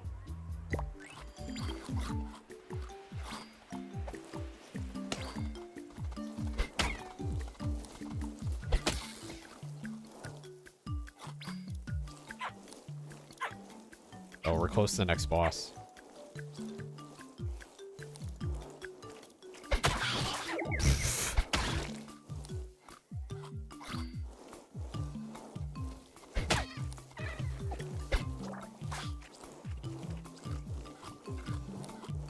Well, these guys are new. I haven't seen these before. Slow metabolism. Ooh, no. Let's go for saliva level 3.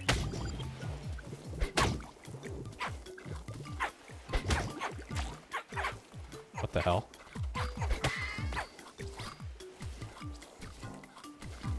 Oh, I have so much HP now. Look at that. That's crazy. Here he comes.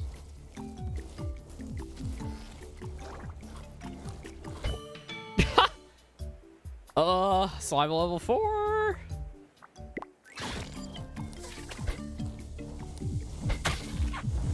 Oh boy. Crab tar.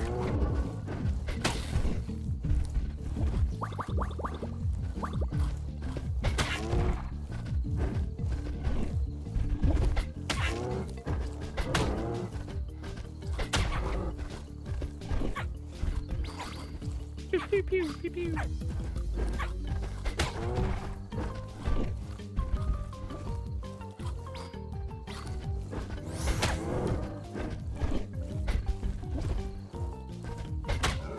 Oh, he's getting shit kicked in. This is amazing. See if I can kill him by making him hit the wall.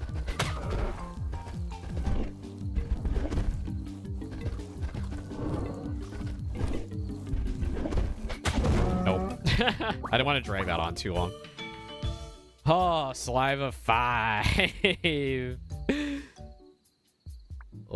we up that? There we go.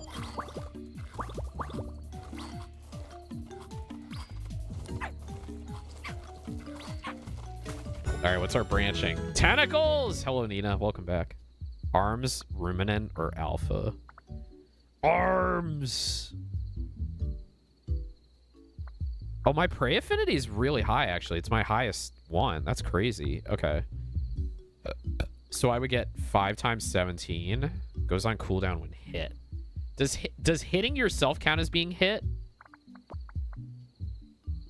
Self damages, but that's not a hit, right? It sure does. What? It sure counts? Or...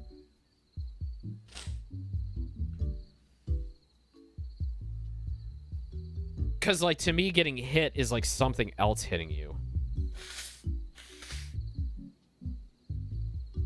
I think I'm just going to go with arms. Oh, for ruminant? I do get hit a lot, so let's just try it.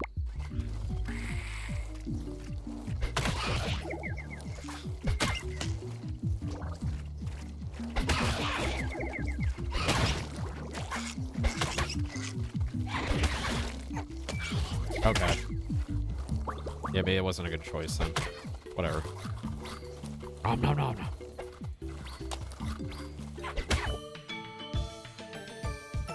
Body slam. Poisonous saliva. Spit. Jaws, beak, leech, and spit. What do I have?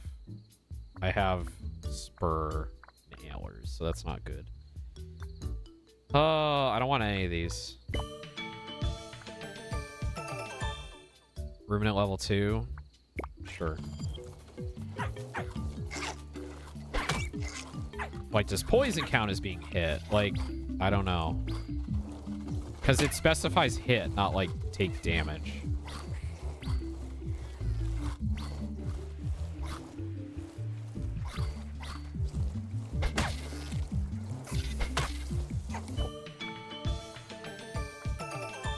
Antlers level 5.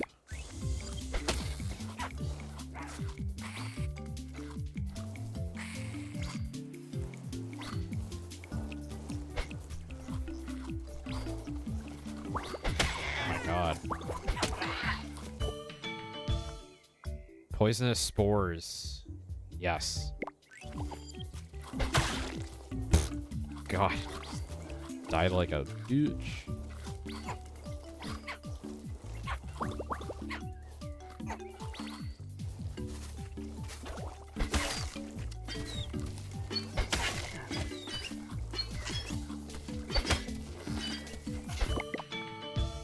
Slide, sprint, poisonous spores. This creature looks insane. It does. It looks awesome. It looks fucking dope. This looks like another winner.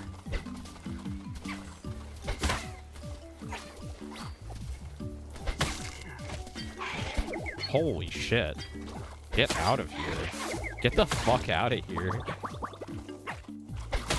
They got like knives now.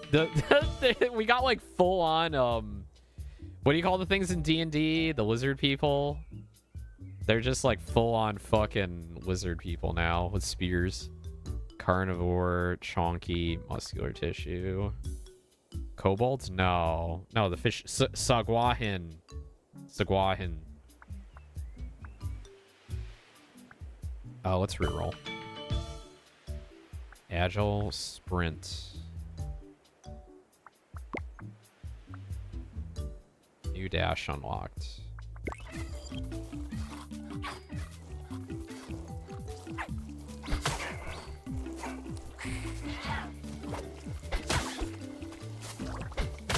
Ah, I see how it works. Okay.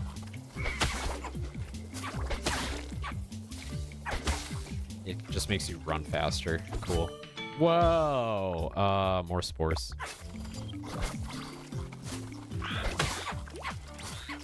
Dude, what is going on here? There's so much shit happening now. There's so much shit happening. Oh my god.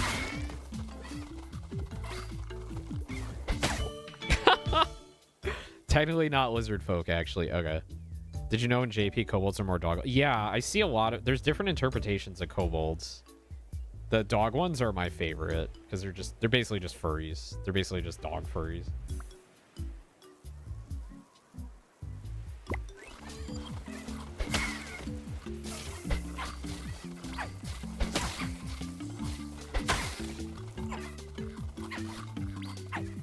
God, what am I? What is this thing? It's a crab. That's what it is. Get out of my food. Stop eating my shit.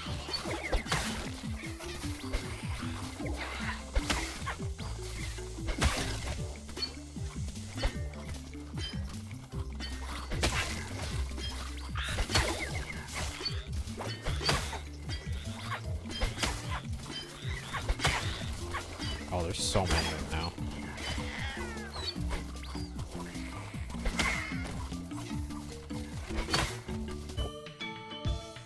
The answer is always crab, yeah. What is this? It's a crab.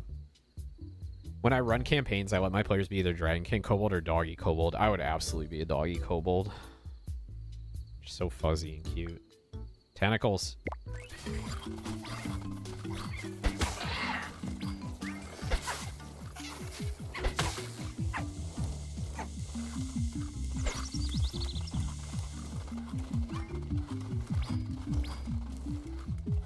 Alright, final boss time. Slide. Long distance, short cooldown dash. I kind of want that one more. Oh, that's so far. I love it.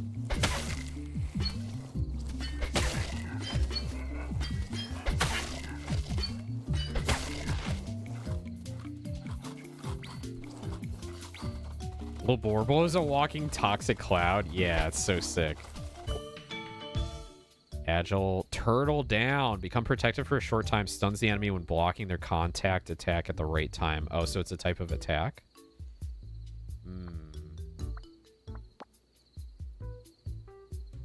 Interesting. Stick with plated. Oh, I should have made that higher tier because I'm about to beat the level.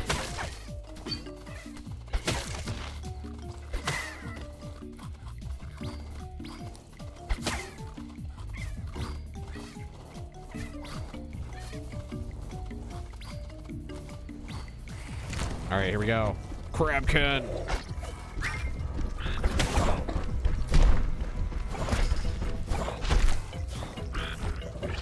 Whoa! Get pushed around a lot.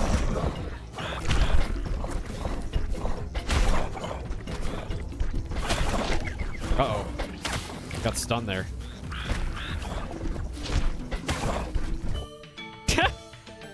Just a little guy! Come on, it's my birthday. I'm a little birthday boy. Come on.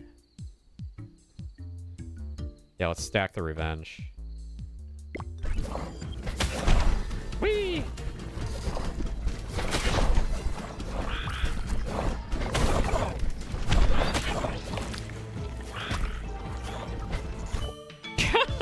So many evolutions. Spines. Oh, didn't I have spines? No, that was another one.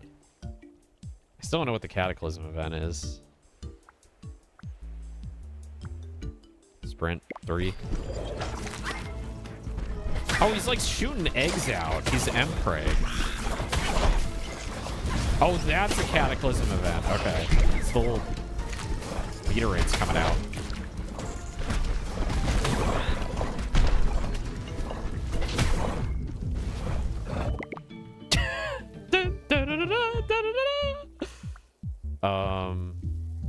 Sure.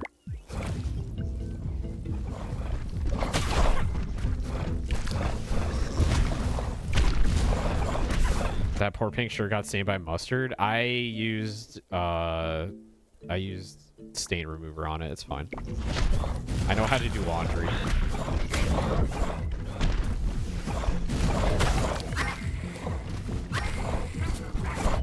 Holy shit. Okay. Does this use a build? This is physical, right? Agile. Jaws. Let's reroll. Crab break. Slide 2. Subcutaneous fat. Let's upgrade. Oh no, it's at max. Okay. Holy shit. I don't have time to eat all this stuff.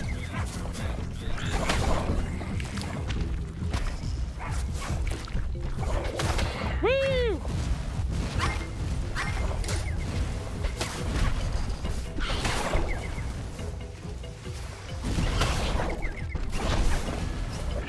Oh! I'm having a hard time, like, getting close down. There we go. Woo! We did it! We did it. Be your own main predator? Wait, what? Pick 5 different specializations? Oh my god. Main predator is myself because you managed to damage yourself by 439. Go! Try hitting the bad guys instead next time. That's because I was using the antlers. Oh, that was fun. I'm gonna take a screenshot of that one. Oh. What did I get? New pressure unlocked. Bosses have increased damage. Enemies are more aggressive and progress faster. You now have access to challenges. Each challenge has unique rules. Hell yeah. Ooh, dry age. Sand as far as the eye can see. Ooh. New evolutions. Snout. Oh, snouts. We can be doggos. Mushrooms will appear as side screen indicators. The real everything is crab begins now. Oh, damn. Virulent. Poison damage plus 50%. Impervious on damage. Take 50% of damage now. 50% is self-damage in 1 second. What the hell? I unlocked the purple testicles. Specializations are triggered 1 level earlier. Nice. Well, that's fun. This game is awesome. I might play a little bit off stream, but thank you, Mechanics, for joining me today. Appreciate you. We're gonna call it there. I need something on the screen. Yeah. The booty. The Catboy booty. Blackberry, hello. Madbull, hello. All right. Thank you for joining me today. That was a good afternoon stream. I'm gonna enjoy the last few hours of my vacation. I'm gonna sign off for today. We'll have a schedule up either tonight or tomorrow. I'll be streaming Thursday. I'll be streaming tomorrow. And I will be streaming DDR on Friday and probably on Sunday as well. I'll probably get back to Fallout on Sunday if it works. The fucking graphics card issues. I think I did do a full-on uninstall, reinstall, so I think we have a good shot of being okay. But we'll see. We'll see. All right, let's raid out. We're gonna go raid into... Let's go raid Len. I don't get to raid Len because they stream earlier in the day. They have a cool work schedule where they can just stream at like 3 p.m. All right, Mechanics, have a good night. I'll see you tomorrow. Give Len a Sparkly Race Cat raid. Thank you for joining me. Go check out the VOD if you missed the stream. I talked a lot about my Toronto trip and Anime North and all the cool people I met and all the femboy outfits I got to wear and yeah, all the good times. So have a good night, everybody. I'll see you tomorrow. Bye.